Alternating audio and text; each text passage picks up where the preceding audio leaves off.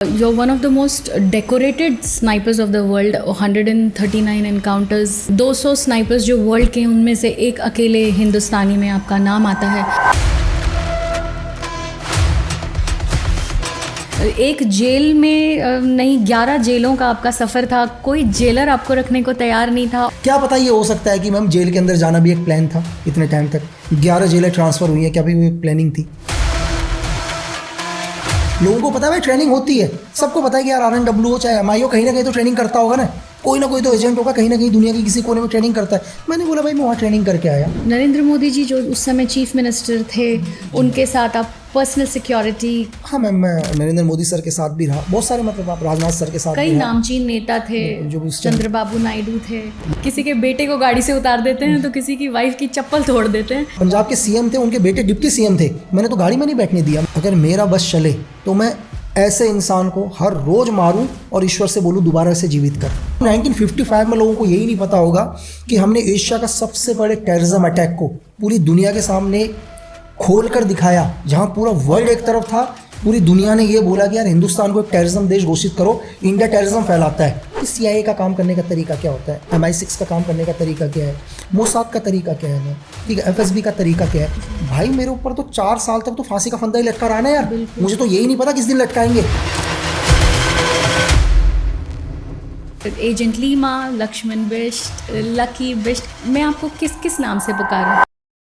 नमस्कार, मेरा नाम एंकर सियरा है और मैं यहाँ मेरे चैनल माइक रोमियो को रिप्रेजेंट करती हूँ। आप सोच रहे होंगे ये मैं क्या पहेलियाँ बुझाने लगी। आज के जो हमारे गेस्ट हैं वो एक पहेली से कम नहीं है। एजेंट लीमा, लक्ष्मण, लकी, हम उन्हें कई नामों से जानते हैं, लेकिन जैसे ही आप सोचेंगे कि आप उनको जान गए हैं, there is another surprise for you. Presenting Laxman. Thank you ma'am. Laxman ji, आपका बहुत बहुत स्वागत है हमारे चैनल में जिसका नाम है मामा राजी। आज आपको यहाँ बैठा देखकर हमें बहुत बहुत खुशी हो रही है कि आप जैसे लोग आगे आ रहे हैं और हमारे साथ बातचीत कर रहे हैं। आपको कैसा लग रहा है आज हमारे साथ यहाँ जुड़कर? नहीं, मुझे बहुत अच्छा लग रहा है मैम, और थैंक्स मुझे यहाँ बुलाने के लिए। जब भी मैंने आपका इंट्रोडक्शन कराया, मैंने आपको agent Lima, Lakshman Bisht, lucky Bisht के नाम से इंट्रोड्यूस कराया। मैं आपको किस किस नाम से पुकारूं? मैं अभी तो लक्की बिष्ट ही चल रहा हूँ, तो अभी भी लक्की बिष्ट के नाम से बोलिए, है ना, क्योंकि सब लोग उसी नाम से जानते हैं। अगर अदर नाम में तो फिर कंफ्यूज होते जाएंगे, पहली बनती जाएगी, तो लक्की बिष्ट के नाम से बात कर सकते हैं आप। ये जो आपकी जर्नी है उससे वो बात याद आती है कि what is in a name, नाम में क्या रखा है। आदमी अपने काम से जाना जाता है, और मुझे इसीलिए जब मैंने अपने आप को एंकर सियरा बुलाया तो मुझे लगा कि एजेंट लीमा या लक्ष्मण की जो जर्नी है वो उसके कंटेंट से जानी जाती है। आपकी जो कहानी है उसके बारे में दर्शक जानना चाहते हैं। तो ये नाम आपका कैसे पड़ा? क्या आप ही एजेंट लीमा हैं? नहीं मैम, एजेंट लीमा मैं नहीं हूँ बिल्कुल भी। देखो, एजेंट लीमा के ऊपर तो बहुत सारे केसेस चल रहे हैं, ठीक है, यही नहीं चल रहे, अदर कंट्रीज में भी केसेस चल रहे हैं, तो मैं क्या, दुनिया में कोई भी नहीं बोलेगा मैम वो एजेंट लीमा है। तो मतलब लक्की बिष्ट एक एक्स सोल्जर है ना, एक्स सीक्रेट सर्विस एक एजेंट, बस। पर आज लकी बिष्ट क्यों सामने आए हैं एजेंट लीमा की कहानी हमें सुनाने के लिए?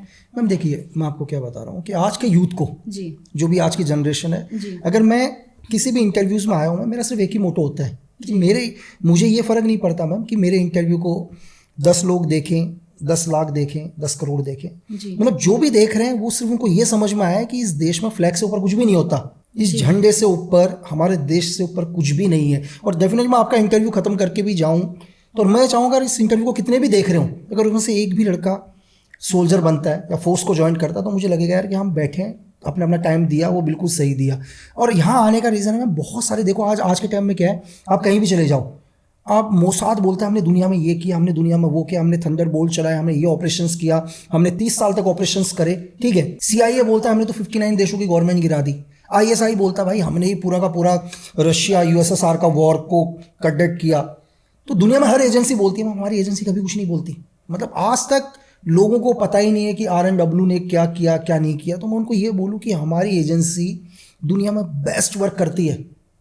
अगर हमारे ऑपरेशंस सुनेंगे तो लोगों को मतलब शॉक में जाएंगे यार कि ये ऑपरेशंस मतलब हमारे सीक्रेट्स एजेंट्स ने किया। अगर आपने कुछ एक दिन पहले एक स्टेटमेंट देखा हो, हमारे एक बहुत सीनियर ऑफिसर ने एक स्टेटमेंट दिया, यार हमारी तो 1971 की फाइल भी आज तक ओपन नहीं हुई, कि हमने मैं कह रहा हूँ 1971, मैं कह रहा हूँ 1955 में लोगों को यही नहीं पता होगा कि हमने एशिया का सबसे बड़े टेररिज्म अटैक को पूरी दुनिया के सामने खोल कर दिखाया, जहाँ पूरा वर्ल्ड एक तरफ था, पूरी दुनिया ने ये बोला कि यार हिंदुस्तान को एक टेररिज्म देश घोषित करो, इंडिया टेररिज्म फैलाता है, ठीक है। एक प्लेन था जिसका नाम था कश्मीर प्रिंसेस, और इन्होंने बोला कि भाई कश्मीर प्रिंसेस के अंदर जो भी बॉम्ब की प्लानिंग थी, चाइना के प्रीमियम को जो मारने का प्लान इंडिया ने किया, जहाँ पूरा वर्ल्ड एक तरफ था मैम। तो हमारी एक स्पाई, एक हमारे एक बहुत जिन्होंने RNW खड़ी करी, श्री रामेश्वर नाथ काव सर ने, उन्होंने पूरी दुनिया में ये प्रूफ करके दिखाया मैम कि भाई हम टेररिज्म को सपोर्ट नहीं करते हैं। तो लोगों को पता होना चाहिए मैम कि हमारे जो भी सीनियर्स रहे हैं उन्होंने वर्ल्ड में क्या काम करके दिखाया है, और बहुत सारे ऐसे ऑपरेशंस बस इस दुनिया के अंदर। तो जब तक यूथ नहीं जानेगा मैम, जब तक लोगों को नहीं पता होगा, लोगों को कैसे पता चलेगा कि यार हम क्या काम करते हैं, कैसे लोग इंस्पायर होंगे। और लकी जी, मेरा सवाल ये था कि लकी बिष्ट क्यों स्पोक्स पर्सन है रॉ का, क्यों? नहीं और मैम, कोई एजेंट क्यों नहीं? नहीं मैम, RNW देखो, RNW का एक रूल्स है मैम, सीक्रेट सर्विसेज के रूल है कि कभी मीडिया के पास नहीं जाएगी मैम। तो आज क्यों? नहीं मैम, मैम आपसे क्या कभी मैंने ये बोला? मैंने सिर्फ ये बोला, किसी भी इंटरव्यूज के अंदर आप मेरे कोई भी फर्स्ट से लेकर लास्ट तक इंटरव्यूज देख लीजिए, कहीं भी देखो, मैं बोलता हूँ कि मैं एक सीक्रेट सर्विसेज के लिए काम करता हूँ। सीक्रेट सर्विसेज आपसे आप RNW बोलो, चाहे MI बोलो, चाहे IB बोलो, चाहे आप लोकल यूनिट्स बोलो मैम, किसी भी एक सीक्रेट सर्विसेज के लिए ना मैंने कभी अपना कोई नंबर नहीं बताया कि यार ये मेरा नंबर है, मेरा एक सीक्रेट सर्विस का एक नंबर होता है, वो नंबर मेरा है, या मैं इस डेस्क के लिए काम करता था। तो ये तो मैंने कहीं भी नहीं बोला ना, मुझे RNW ने कभी बोला कि यार जाकर बोलो। पर जब आप अपनी किताब लेकर अब हमारे सामने आए हैं, अपनी किताब बिल्कुल लॉक्ड एंड लोडेड किताब रॉ हिटमैन, जिसके दूसरा चरण भी अब मार्केट में आ चुका है, उसमें जब आपकी जर्नी के बारे में हम पढ़ते हैं, तब वहाँ तो आपने स्वीकारा है अपनी ट्रेनिंग के बारे में, रॉ का एजेंट होने के बारे में, तो आप उस चीज़ से कैसे अपने आप को अलग कर रहे हैं इस वक्त? मैम देखिए, ट्रेनिंग करी कोई भी सोल्जर होगा, चाहे मैं हूँ, मैं आप आर्मी के भी सोल्जर को लेकर देखो, अगर एक आर्मी को छोड़ा पुलिस के सोल्जर को भी लेकर देखो, वो भी कहीं ना कहीं ट्रेनिंग करता होगा मैम, बिल्कुल है ना। एक पुलिस हो, चाहे पैरामिलिट्री फोर्सेज हो, चाहे आर्मी हो, चाहे स्पेशल फोर्स का है, हर कोई ट्रेनिंग करा ही होगा किसी ने। तो मैंने भी ट्रेनिंग करा, मैंने बताया भाई ट्रेनिंग करी है मैंने, तो इसमें कोई नई चीज़, तो मैंने दुनिया के अंदर कोई नया चीज़ नहीं दिखाया मैम। मैंने दुनिया को ये नहीं बोला कि भाई कोहिनूर एक और है इंग्लैंड के अलावा कहीं भी, मैंने दुनिया में वही बोला जो होता है, ऐसा कोई चीज़ नहीं बोला जो दुनिया को नहीं पता मैम। लोगों को पता है भाई ट्रेनिंग होती है, सबको पता है कि यार RNW हो चाहे MI हो, कहीं ना कहीं तो ट्रेनिंग करता होगा ना कोई तो एजेंट होगा कहीं ना कहीं दुनिया की किसी कोने में ट्रेनिंग करता है। मैंने बोला भाई मैं वहाँ ट्रेनिंग करके आया, और लोगों को बताया मैम, लोग उसको सुन रहे हैं। आज के टाइम में सोशल मीडिया में हज़ारों चीज़ें चल रही हैं मैम, ठीक है, हज़ारों चीज़ों में से ये भी चीज़ लोग देख रहे हैं, कुछ अच्छा ही देख रहे हैं मैम। हम लोगों को तो ये तो नहीं बोल रहे ना कि यार वेपन उठाओ देश के खिलाफ, हमने बोला वेपन उठाओ देश के लिए यार, तो इसमें गलत क्या है मैम?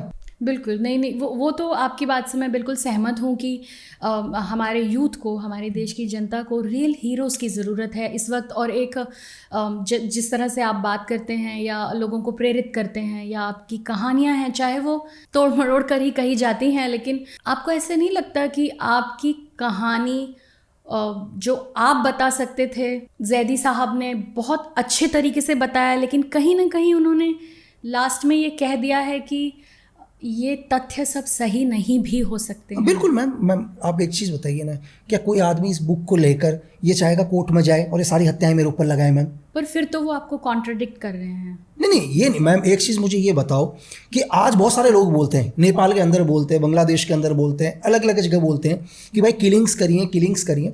एक आदमी सामने आकर बोले ना यार कि उसकी किलिंग करिए।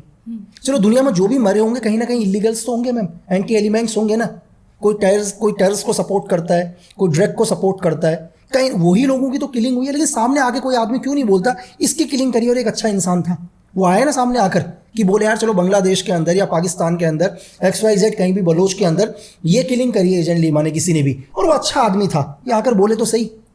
मैम क्यों सामने नहीं आ रहा? लोगों बोले किलिंग, कोई बोलता 139 किलिंग, कोई बोलता 30 किलिंग, कोई बोलता 1 किलिंग, XYZ कोई भी किलिंग बोले। लेकिन अगर आज किसी के साथ कोई भी, आप किलिंग तो बहुत दूर की बात है मैम, आपके घर के अंदर से कोई 1000 रुपये चुरा के जाएगा ना, आप पुलिस थाने पहुंच जाते हो कि मेरे घर पर चोरी हुई है, और यहाँ तो आदमी की जान का सवाल है। तो मैं कह रहा हूँ सामने आए ना वो लोग जो बोले भाई कि मेरे मतलब एक महान व्यक्ति को मार दिया किसी ने।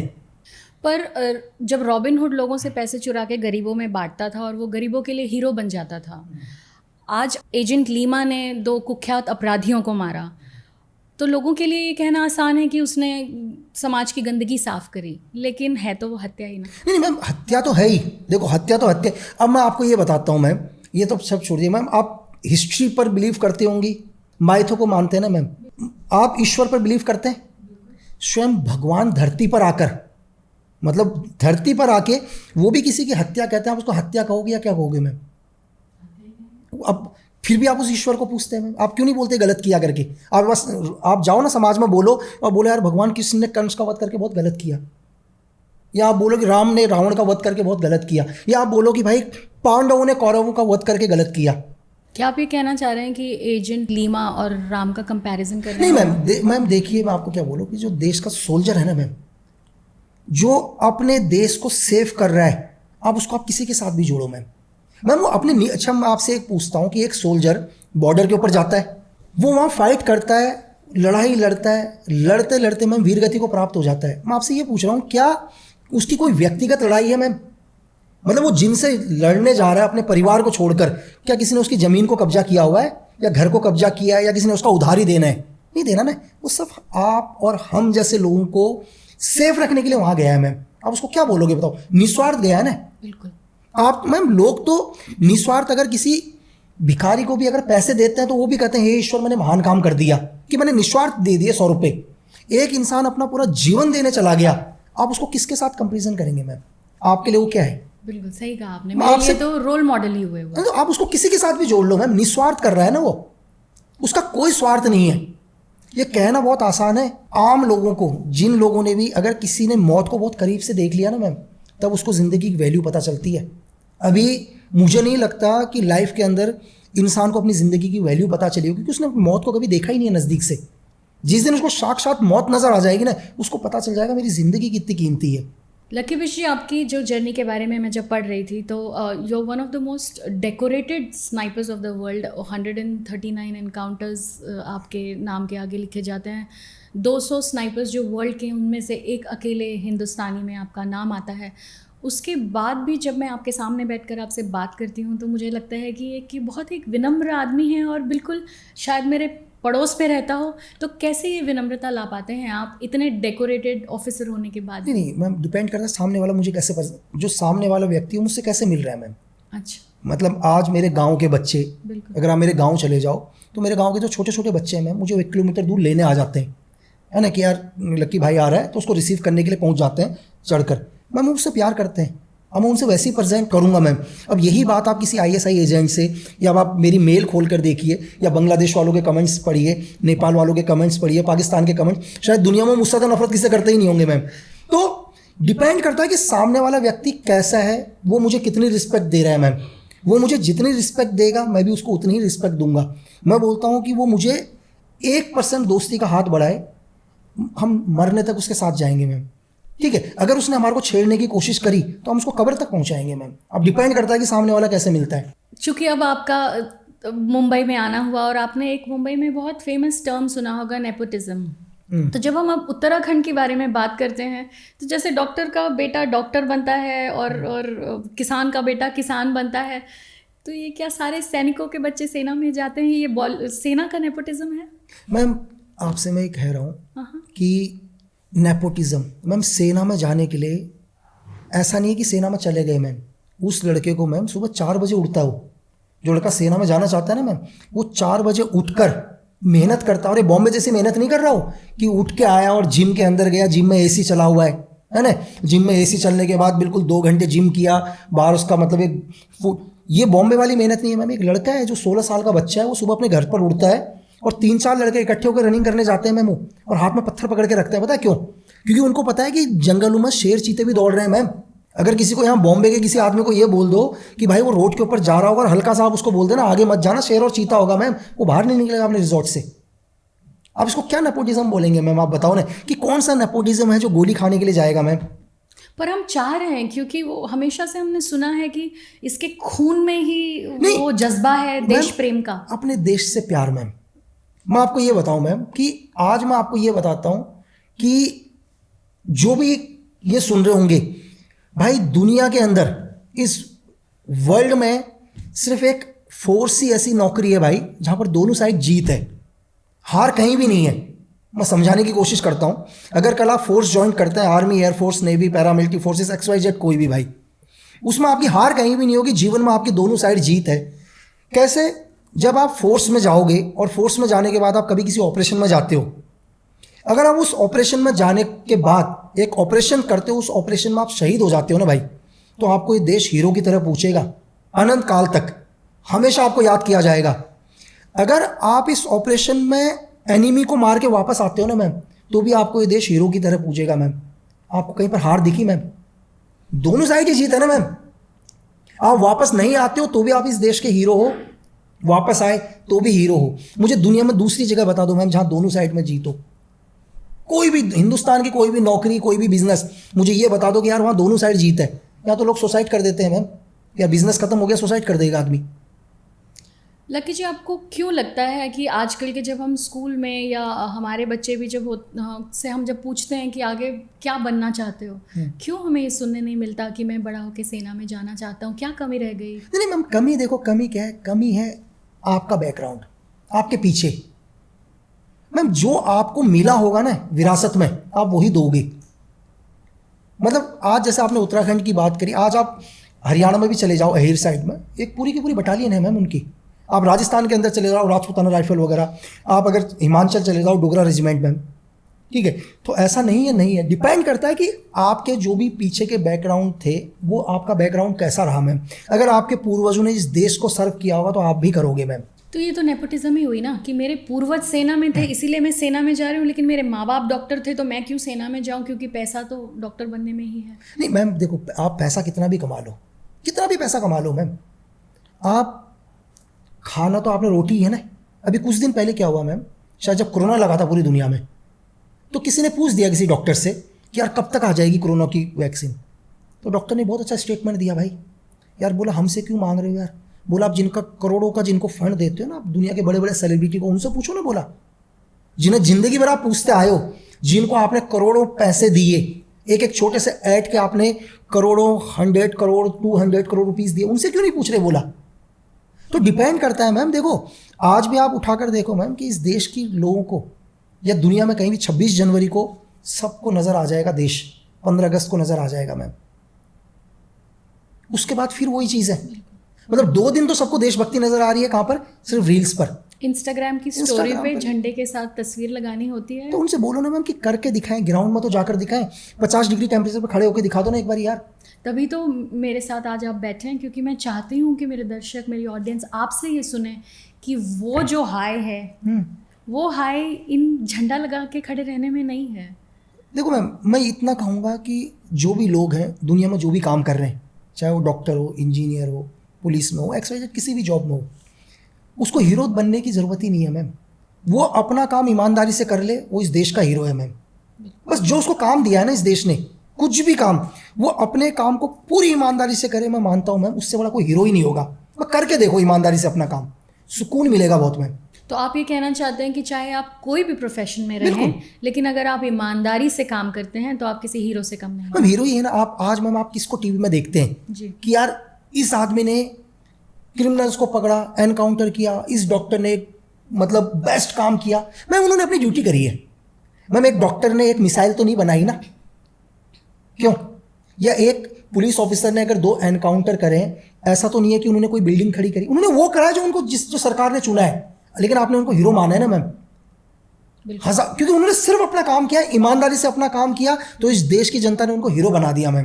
तो मैं यही कहना चाह रहा हूं कि जो काम आपको दिया है सरकार ने, या जो काम आप करते हैं, वो कुछ भी हो भाई, अगर आपने उस काम को ईमानदारी से किया ना, तो वही हीरो है मैम। अगर अर्ली मॉर्निंग मैम, अगर मैं भी निकलता हूँ कहीं भी, मुझे साफ सफाई दिखती है तो मुझे बहुत सुकून मिलता है मैम। वो मेरे लिए वो हीरो है जो सुबह उठकर मैम पूरे एरिया को साफ करके गया है, वो अपना काम करके गया, तो वो सुकून निकला ना यार। कितना प्यार, कितनी अच्छी जगह है। मेरा मन ही नहीं करता वहाँ पर कोई भी डस्ट फेंकने का, क्योंकि वो जगह इतनी क्लीन है मैम। 16 साल के लकी को जब उनके पिताजी ने कहा था कि तुम्हें इस प्रोफेशन में जाना चाहिए, आपके मन में वो ललक जगाई कि आपको भी सेना में भर्ती होना चाहिए, इस तरह का कोई काम करना चाहिए, क्या कभी आपको लगा कि मेरे लिए वो फैसला सही नहीं है और शायद मैं कुछ हट के करना चाहता हूँ? मैम देखो कि 10th 11th में पढ़ रहे थे मैम, इतना तो आता भी नहीं है उस टाइम माइंड में। उस टाइम तो एक ही चीज़ रहता है, डॉक्टर, इंजीनियर, पायलट। चौथा चीज़ तो अब आ रही है, ये बहुत सारी चीज़ है, उतना तो उस टाइम समझ में भी नहीं आता था मैम।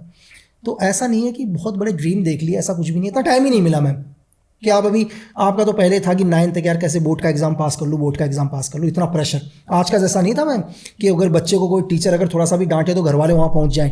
ठीक है, हमारे तो टीचर भी अगर 4 लठ मारते थे तो घर वाले 8 और मारते थे, बिल्कुल है ना। आज के टाइम में तो बच्चे के ऊपर हाथ उठा लिया तो दुनिया भर के लॉ निकाल लिए मैम।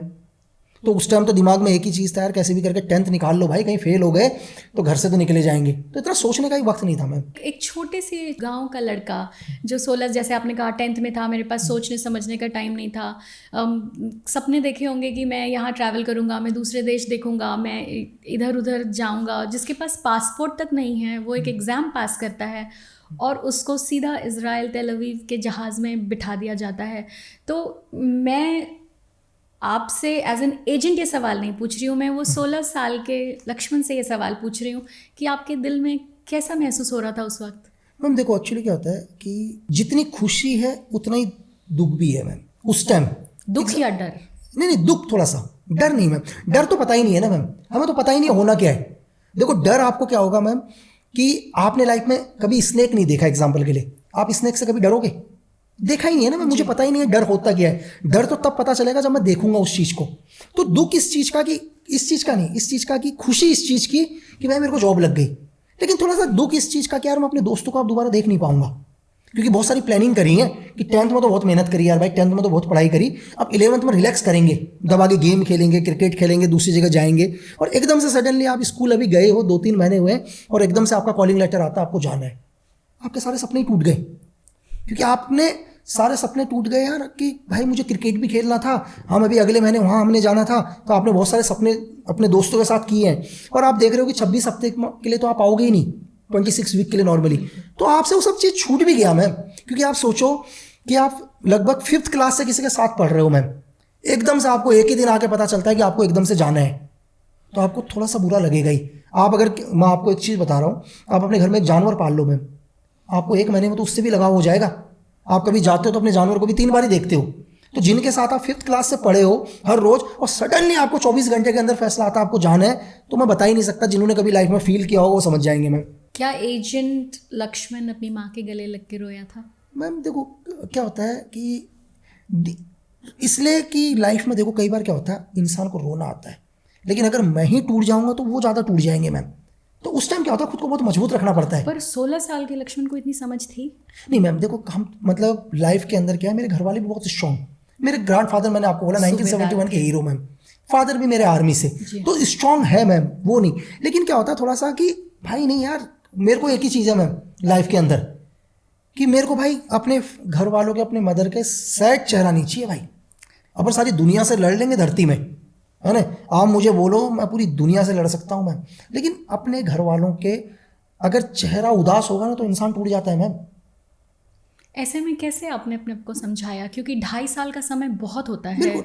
मैं आज की बात आपको बताता हूँ। मैं कभी भी ट्रैवल करता हूँ ना मैम, एग्जाम्पल का ट्रैवल किया तो भाई मैं जैसे ही निकलता हूँ तो मेरी माँ ये बोलती है कि बेटा पहुँच के मुझे बता देना, लेकिन मैं निकलती 2-3 घंटे में बोलता हूँ मैं पहुँच गया हूँ, ताकि टेंशन उनकी खत्म हो जाए। चाहे मैं शाम को पहुँचूंगा वहाँ, अगर मैं निकला हूँ तो हो सकता है कि मैं निकले और निकलने के बाद मैं रात तक वहाँ पहुँचूंगा, लेकिन मैं घड़ी में टाइम देखता हूँ, जल्दी से 2 घंटे माँ को फ़ोन करता हूँ, पहुँच गया। कितनी खूबसूरत बात कही आपने कि माँ तो माँ ही होती है, चाहे वो रॉ एजेंट लक्ष्मण बिष्ट की माँ हो, पर उन्हें फिर भी कॉल करके कहना पड़ता है हाँ मैं ठीक से पहुँच गया। वो भी मतलब ये नहीं कि मैं 10 घंटे अपनी माँ को वेट नहीं कराऊंगा यार, मैं थोड़ा ना बोलूँगा कि इतनी देर में उनको टेंशन चीज़ें 10, तो अपना काम है घड़ी में 2 घंटे में देखना और वो ना पहुँच गया। अब मैं कह रहा हूँ ना कि मेरी मदर ने कभी नहीं देखा मुंबई, मेरी माँ आज तक कभी फ्लाइट में नहीं बैठी, उन्हें पता भी नहीं होगा। उन्हें तो ये भी तो सिक्योरिटी चेक में कितना टाइम लगता है, चीज़ें क्या लगता है, उन्होंने कहा कि भाई 1 घंटे का सफ़र है, पहुँच गया।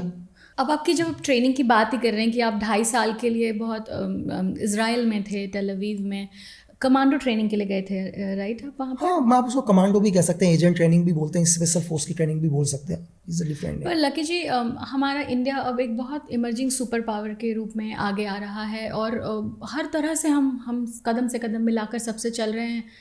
टेल अवीव इज़राइल जाने की हमें ज़रूरत क्यों पड़ी? क्या वो इज़ 2000 मैम, 2004 के आसपास की बात है। आज डिफरेंट है मैम, ऐसा नहीं कि 2004 में भी हम चीज़ें थी, धीरे धीरे चीज़ें क्या होता है मैम, और हो सकता है आने वाले टाइम में हिंदुस्तान सुपर पावर बनेगा डेफिनेटली, तो धीरे धीरे चीज़ें चेंज होती है मैम। ऐसा नहीं कि एकदम से, हो सकता है 2004 पर जो हमारे पास वेपन नहीं थे आज वो वेपन है मैम, है ना। आज टेक्नोलॉजी चेंज है, आज हम खुद अपने फाइटर्स बना रहे हैं मैम, हम अपनी खुद की सबमरीन बना रहे हैं। आज मैं आपको बताऊं 2016 में हमारा बना हुआ UPI आज दुनिया में कौन कौन यूज़ कर रहा है मैम, ठीक है। तो आज हम पावरफुल बन रहे हैं मैम धीरे धीरे। तो आज भी मैम, अगर आज भी देखो आप, वर्ल्ड की आर्मी आती है ना ट्रेनिंग करने, आप बहुत जगह न्यूज़ पढ़ते होंगे कि यार अमेरिकन आर्मी आके रानीखेत में ट्रेनिंग कर रही है या रशियन आर्मी आके जैसलमेर में ट्रेनिंग कर रही है। तो इसका ये मतलब नहीं कि मैम ये रशिया कमज़ोर है या US कमज़ोर है, ये कंबाइंड ट्रेनिंग चल रही है मैम, ताकि वो हमारे को भी समझें। तो आप कहना चाहते हैं कि हमारे फ़ायदे के लिए ही होता है कि हम जॉइंट ऑपरेशंस करते हैं? बिल्कुल मैम, हमें उनकी चीज़ को समझ में आए ना मैम। एक एग्जाम, जब तक मैम मैं CIA को नहीं समझूंगा, जब तक मैं मोसाद को नहीं समझूंगा मैम, आपके लिए दुनिया का सबसे डेंजर चीज़ क्या है जिसके बारे में मुझे नॉलेज नहीं है मैम? बिल्कुल। धरती की चीज़ जिसको हम नहीं जानते हो, मेरे लिए सबसे मुश्किल चीज़ ही है ना मैम। जिसको जान गए हो तो दुनिया की सबसे आसान चीज़ हो गई मैम। तो मैंने आपको बोला कि जब तक हम नहीं जान पाएंगे कि CIA का काम करने का तरीका क्या होता है, MI6 का काम करने का तरीका क्या है, मोसाद का तरीका क्या है मैम, ठीक है, FSB का तरीका क्या है, जब तक हमें कैसे नहीं पता चलेगा मैम। तो हमारे को ट्रेनिंग करनी पड़ेगी साथ में। सेम वो भी आते हैं ना मैम, आपसे क्या बोला कि अमेरिकन आर्मी आके यहाँ ट्रेनिंग कर रही है मैम, पढ़ा होगा आपने। तो इसका मतलब थोड़ा ना कि उनके वहाँ, अमेरिका एक पावरफुल देश नहीं है, पावरफुल देश है, लेकिन हिंदुस्तान को समझे यार, यहाँ के टेम्परेचर को समझे, वो जैसलमेर की गर्मी को समझे कि इंडियन सोल्जर इस गर्मी में कैसे काम करते हैं। तो वही जैसे कि मैंने कहा कि जॉइंट ऑपरेशन दोनों के लिए फायदेमंद होता है। दोनों के लिए फायदे, वो भी हमें समझेंगे, हम भी उन्हें समझेंगे मैम। और उनके लिए भी बेनिफिट है ना मैम कि एक इंडियन लड़के में कितनी ताकत है, उसकी विल पावर कितनी है। चलो हमारा एक लड़का 30 किलोमीटर दौड़ता है, क्या इंडियन जीन्स में इतनी पावर है कि वो 30 किलोमीटर दौड़ता है? तो वो भी चीज़ शॉर्ट नोट करें ना मैम। तो दोनों के लिए प्रॉफिट है, अगर कहीं नुकसान है तो कहीं फ़ायदा भी है मैम। तो जो वहाँ पर आपके एक इंस्ट्रक्टर थे जिसके बारे में आपने किताब में बहुत कहा हुआ है, वो इंस्ट्रक्टर से लकी कितना पिटा है?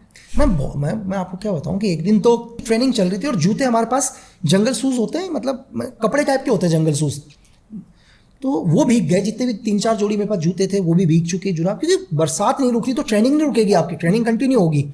तो जब कंटिन्यू जूते मेरे कंटिन्यू गीले, जुराब मेरे कंटिन्यू गीले, तो मेरे पैर नीचे से वाइट हो गए पूरे। मेरे क्या हुए, सबके हुए होंगे, मैं तो अपना देख रहा हूँ, जितने भी ट्रेनिंग में थे सबके हुए। तो यार मैं जितना बर्दाश्त कर सकता था मैंने किया। तो अपने मुंह से पहले कुछ नहीं बोला, एक दिन इंस्ट्रक्टर ने मुझसे बोल ही दिया, मुझसे नहीं बोला, सबसे बोला कि किसी को कोई दिक्कत। बस मैं इसी चीज़ का वेट कर रहा था, एक बार कोई मुझसे पूछ ले। मैंने कह दिया सर प्रॉब्लम। बोला एक कदम, हाँ बिल्कुल, बोला एक कदम आगे आ जा भाई, एक कदम आगे बढ़। मैं एक कदम आ गया। बाकी को बोला एक काम करो, उसको टच करके आओ। बाकी को सबको भगा दिया टच करने। मेरे को बोला बैंड पोजीशन हो जा। बैंड पोजीशन हुआ। मेरे को बोला क्या हुआ? मैंने कहा सर मेरे जूते गीले हैं, 3-4 दिन से जूते भी नहीं है मेरे पास पहनने के लिए, मेरे पूरे पैर वाइट हो गए। बोला काम कर, खड़ा हो, दिखा मेरे को। मैंने दिखाया, खुश हो क्योंकि वही रखे थे, झूठ तो मैं बोल नहीं रहा था। जैसे मैंने अपने पैर दिखाए पूरे वाइट हो रखे थे नीचे से। बोले ठीक है बैंड पोजीशन हो जाओ। मेरा बैंड पोजीशन। उनके हाथ में हमेशा गोल्फ की स्टिक रहती थी, गोल्फ की। भाई जो गोल्फ की स्टिक उन्होंने मेरे मारी थाई में, मैं 5 फुट ऊपर उछ रहा हूँ मैं। और वो दर्द में अपनी ट्रेनिंग के, मैं कम से कम 2-2.5 महीने तक उल्टा करके नहीं सोया हूँ, मैं 2-2.5 महीने तक सीधा ही सोया हूँ। और मुझे उन्होंने एक ही चीज़ बोली ये प्रॉब्लम कहाँ पर हुई? मैंने कहा सर यहीं हुई। बोला घर से तो नहीं हुई थी ना? मैंने कहा नहीं। बोला ग्राउंड में हुई? बोला ग्राउंड की चीज़ ग्राउंड में ही सही हो जाएगी, डॉक्टर की ज़रूरत नहीं है उसके लिए। मैं ट्रेनिंग खत्म होने तक कभी डॉक्टर के पास नहीं गया। पर जैसा कि आपने अभी बहुत अच्छे से समझाया कि आजकल के बच्चे ज़रा सी भी असुविधा होने पर कैसे माँ बाप घबरा जाते हैं, टीचर्स घबरा जाती हैं उनको डांटने से पहले। तो ये बहुत इम्पॉर्टेंट है कि जहाँ ज़रूरी हो वहाँ डांट भी पड़नी चाहिए और वहाँ लेक्चर भी मिलना चाहिए, बिकॉज मुझे पूरा यकीन है वो लेसन आप भूले नहीं हैं। नहीं मैम, देखो सामने वाला सही है, आपके बच्चे भाई बहन गलत हैं, आप मत करो उनका साथ। आपको एक मैं छोटी सी कहावत बताता हूँ, एक छोटा सा इंसिडेंट है। एक आदमी को फांसी की सज़ा हो रही थी मैम। उसको जब फांसी की सज़ा हुई तो उस टाइम अंतिम इच्छा पूछी उससे। उसने बोला यार मेरी कोई अंतिम इच्छा नहीं है भाई। तो यार सब जेलर लोग, सब स्टाफ बोला क्यों भाई, यार कम से कम तुम अपनी माँ से तो मिल लो। उन्होंने कहा नहीं मैं अपनी माँ से नहीं मिलना चाहता। सब लोग शॉक। बोला क्यों, मतलब माँ से? बोला कि जब मैंने अपनी लाइफ में पहली बार ना फर्स्ट टाइम पड़ोसी की मुर्गी को चुराकर घर पर लेकर आया, अगर उस टाइम मेरी माँ ने मुझे रोक लिया होता ना, आज मुझे फांसी नहीं लग रही होती। हमारे हिस्ट्री में ही कितने ऐसे लेसन्स हैं जिनसे कितना कुछ सीखा जा सकता है। आपके ट्रेनिंग के दौरान जब ये हादसा हुआ उसके बाद आपने ठान ली कि अब मैं उनका फेवरेट स्टूडेंट बनकर भी दिखाऊंगा, और उसी समय एक रेस भी हो रही थी जिसमें आप बहुत बुरी तरह से हार रहे थे, और वहाँ आपको एक ट्रिक सूझी जहाँ आपने अपने ऑपोजिशन वालों का एक एम्यूनिशन का बैग चुराया और उनके जीतने के बावजूद भी आप विजेता घोषित किए गए, तो क्या इससे हम ये सोचें कि एजेंट लक्ष्मण साम दाम दंड भेद कुछ भी करके बस जीतना चाहता मैम है? देखो मैम, वॉर ये एक ट्रेनिंग, एक वॉर ही है मैम। एक वॉर के अंदर ये डिसाइड नहीं होता मैम कि आप कैसे जीतोगे, आपने जीतना है ना मैम। अच्छा मैं एक चीज़ बताता हूँ मैम, कल सपोज करो आपके एनिमी की फोर्स आपके बॉर्डर तक आ जाती है, जी। तो क्या आप ये देखोगे यार कि मेरा रूल ये है कि मैं यहीं से फायर करूंगा, मुझे इससे आगे नहीं जाना? मैम ये देखो, किताब पर चीज़ें अलग हैं, लेकिन जब ग्राउंड के ऊपर आते हैं तो ग्राउंड पर सिर्फ विक्ट्री देखी जाती है मैम। वहाँ पर सिर्फ विक्ट्री से मतलब है मैम, चाहे वो कैसे भी नहीं, मिले। चाहे कैसे भी हो आपको विक्ट्री देखनी है। जंग के अंदर मैम, जंग जीतने के लिए सब कुछ जायज़ है मैम। और वहाँ पे जब ये ट्रेनिंग आपकी चल रही थी 2.5 साल, तो आपने एक बहुत अच्छा दोस्त भी बनाया था जो दूसरे देश का था, तो वो दोस्त, वहाँ पे कई दोस्त बने होंगे इनफैक्ट आपके। वो तो बड्डी था मैम मेरा। देखो दोस्त तो सभी थे, बिल्कुल। जितने भी हमारे ग्रुप का जो टीम थी उस टीम के सभी लोग दोस्त थे, लेकिन एक बड्डी है जो हमेशा मेरे साथ रहेगा मैम। क्या आप उनमें से किसी से टच में हैं? देखो मैम, उनसे मैं टच में नहीं भी रहूँ तो ज़्यादा बेटर है मैम, क्योंकि वो दुनिया में किसी ना किसी कंट्री के लिए काम कर रहे हैं, और मैं भी ये चाहूँगा कि वो भी मेरे कभी टच में ना आए मैम। कल को आपका ये बडी आपके सामने दुश्मन के रूप में आता है तो क्या आप गोली मैम मार वो जब भी आएगा दुश्मन के, वो दुश्मन ही होगा मैम। क्या एजेंट लक्ष्मण 2 बार सोचेगा उसे मारने से पहले? नहीं मैम देखो, कि मैंने आपको बोला अभी आपसे, इससे पहले मैंने पहले ही बोल दिया था कि मैं कभी नहीं चाहूँगा वो लोग कभी मुझे मिले, बिल्कुल। है ना मैम। क्योंकि जिस दिन वो मेरे सामने आएगा मैम, वो तो मेरा एनिमी ही है ना मैम, तो उसमें सोचना क्या मैम। एनिमी तो एनिमी ही है, चाहे वो कोई भी क्यों ना हो। तो ये कहना क्या ठीक है कि आप किसी के भी दोस्त नहीं? मैम देखो, मैंने आपसे यही कहा था कि आप मुझसे कैसे मिलते हैं मैम। इंडियंस मैम, हिंदुस्तान के अंदर जो भी लोग रह रहे हैं वो अपना परिवार ही है ना मैम। बट शर्त ये हो कि आप एंटी एलिमेंट्स काम ना कर रहे हो मैम। आप कुछ, मैं आपसे ये कह रहा हूँ कि आप दुनिया में कहीं भी रहो, कुछ भी करो, बस एक चीज़ हमेशा याद रखो मैम कि लाइफ के अंदर, कि आप एक हिंदुस्तानी हो बस। आपको लगता है कि उस ट्रेनिंग की वजह से आज आप जो हो या उसके बाद भी कोई और ट्रेनिंग थी जो आपको बनाने में बहुत कारगर साबित हुई? देखो मैम, ट्रेनिंग तो क्या होता है कि ट्रेनिंग तो लाइफ टाइम चलती रहती है। कि इजराइल की ट्रेनिंग हुई, ऐसा नहीं कि ट्रेनिंग रुक जाती है। होता क्या है कि लोगों को लगता होगा यार कि एक ट्रेनिंग करके आ गया, ट्रेनिंग खत्म हो गई, ऐसा नहीं होता। मैं एक अपनी ट्रेनिंग कंप्लीट करके आया, आने के बाद मुझे जो भी ड्यूटीज़ दी गई, जो भी ऑपरेशंस दिए गए, मैं गया। वापस आने के बाद मैं अपने घर गया, छुट्टी गया, एनुअल लीव, कैजुअल लीव, वापस आया तो एजेंसी को लगता है कि इसको अपग्रेड करना चाहिए। आप मोबाइल को भी अपग्रेड करते हैं ना मैम। उन्होंने बोला कि यार एक काम करो, तुम एक कोर्स करके आ जाओ। मैं कोर्स का नाम नहीं बताऊंगा, वो मैं उस चीज़ पर मैं एक्सपर्ट बनकर आया। फिर मैं दोबारा ऑपरेशन के लिए गया, सेम चीज़ें दोबारा गया। फिर मैं दोबारा अपनी एजेंसी आया, एजेंसी को लगा इसको उस चीज़ में भी अपग्रेड करो। मैं लाइफ टाइम चलता रहता है। जैसे आप लोग मोबाइल्स को अपग्रेड करते हैं तो ट्रेनिंग के अंदर धीरे धीरे आदमी अपग्रेड होता रहता है। जैसे क्या है, मैं आपको छोटा सा एग्जाम्पल बताऊँ कि आप एक ट्रेनिंग करते हैं, बेसिक ट्रेनिंग। बेसिक ट्रेनिंग के बाद आपको लगता है कि यार बंदे को स्पेशल फोर्स में जाना चाहिए, है तो एक सोल्जर आदमी, एसएफ के लिए अप्लाई करता है, वो एसएफ की ट्रेनिंग करता है मैम, और एसएफ की ट्रेनिंग को पास करके स्पेशल फोर्स का हिस्सा बनता है। स्पेशल फोर्स के हिस्से बनने के बाद उसको लगता है या नहीं कि मुझे भी एनएसजी में अप्लाई करना चाहिए, वो एनएसजी आता है। अब इसका ये मतलब नहीं कि तुम स्पेशल फोर्स के हो तो तुम एनएसजी वैसे ही चले जाओगे, फिर तुम्हें एनएसजी की ट्रेनिंग पास करनी पड़ेगी। हर एक का अपना मैम स्टैंडर्ड है, अपनी ट्रेनिंग का एक स्टैंडर्ड प्रोसीजर है, आपको उसको पास करना पड़ेगा। तो आप लाइफ के अंदर आप जितनी ट्रेनिंग करोगे, जितनी चीज़ें जानोगे मैम, आपको उतने एक्सपीरियंस होगा, आप उतने मजबूत बनोगे। आप पूरी दुनिया को देख कर आओगे तभी आपको समझ में आएगा ना मैम। आप बिना वर्ल्ड को देखे तो बोल ही नहीं सकते कि ये खराब है, ये अच्छा है। बिल्कुल। लकी जी, आपने अभी जो हमारे से जो बात की उसमें मैंने नोटिस किया कि आपने कहा कि जब भी मैं एक एनुअल लीव पर घर आया, जब भी मुझे छुट्टी मिली, छुट्टियाँ मिलती हैं? नहीं, छुट्टियाँ तो मिलती हैं मैम, अपने घर वालों से मिलने के। कितना मुश्किल होता है इस प्रोफेशन में छुट्टियाँ लेना और काम? मैम देखो, छुट्टियाँ लेना तो बहुत मुश्किल है, क्योंकि छुट्टी कभी भी मैम देखो हर आदमी का एक ही है। मैं तो जब भी रहा, मेरा एक ही सपना था कि यार मैं दीपावली में घर जाऊँ, और हमेशा मैं एप्लीकेशन पहले लगा देता था कि यार मुझे दीपावली में लीव दे दिया जाए, ठीक है। और मैम मेरे जैसे सभी लोग देते ही है, और नंबर किसका आएगा वो डिपेंड करता है। तो मुझे याद ही नहीं कि मैंने अपनी लाइफ में कभी अपनी ड्यूटी के दौरान कभी मैंने दीपावली अपने घर मनाई होगी मैम, क्योंकि मेरे जैसे सपने लगाइए ना मैम, नंबर किसका आएगा।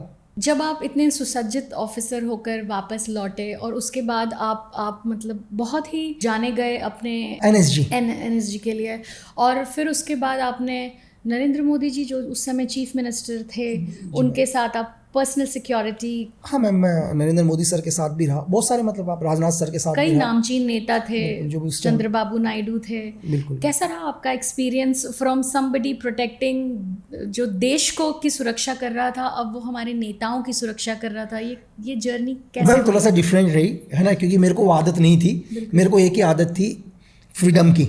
मैं जब भी कभी भी ऑपरेशंस करते हैं हम लोग, तो हमारे को पूरी फ्रीडम दी हुई थी मैम, कि बस ऑपरेशन कंप्लीट करना है, चाहे दिल्ली के जो भी ऑर्डर्स हों, दिल्ली के या वॉर रूम के जो भी ऑर्डर्स हों, या सीनियर के जो भी ऑर्डर्स हों, उनको फॉलो करना एक अलग चीज़ है। लेकिन ग्राउंड के ऊपर मैम आदमी अपना काम करता ही है। लेकिन यहाँ बहुत डिफरेंट था मैम, मैं एक दूसरी दुनिया में आ चुका हूँ, ठीक है, जिस दुनिया में अगर मैं पानी भी नहीं पी सकता बाहर, अगर अब मैं किसी सपोज करो किसी भी पीपी के साथ, प्रोटेक्टिव पर्सन के साथ, उसका सिक्योरिटी ऑफिसर या पर्सनल बॉडीगार्ड बनकर चल रहा हूँ, मुझे प्यास भी लग रही है, तो मैं पानी नहीं पी सकता ना मैम। क्यों नहीं पी सकता? क्योंकि दुनिया भर की मीडिया है, वो अगले दिन पेपरों में छाप देगी यार क्या सिक्योरिटी करेंगे, तो पानी पी रहे हैं करके। तो बहुत डिफरेंट है, मेरा एक दूसरा वर्ल्ड था। तो तभी एनएसजी के अंदर 3 ईयर्स का डेपुटेशन होता है, और मैं 1 ईयर में ही वापस चला गया मैं।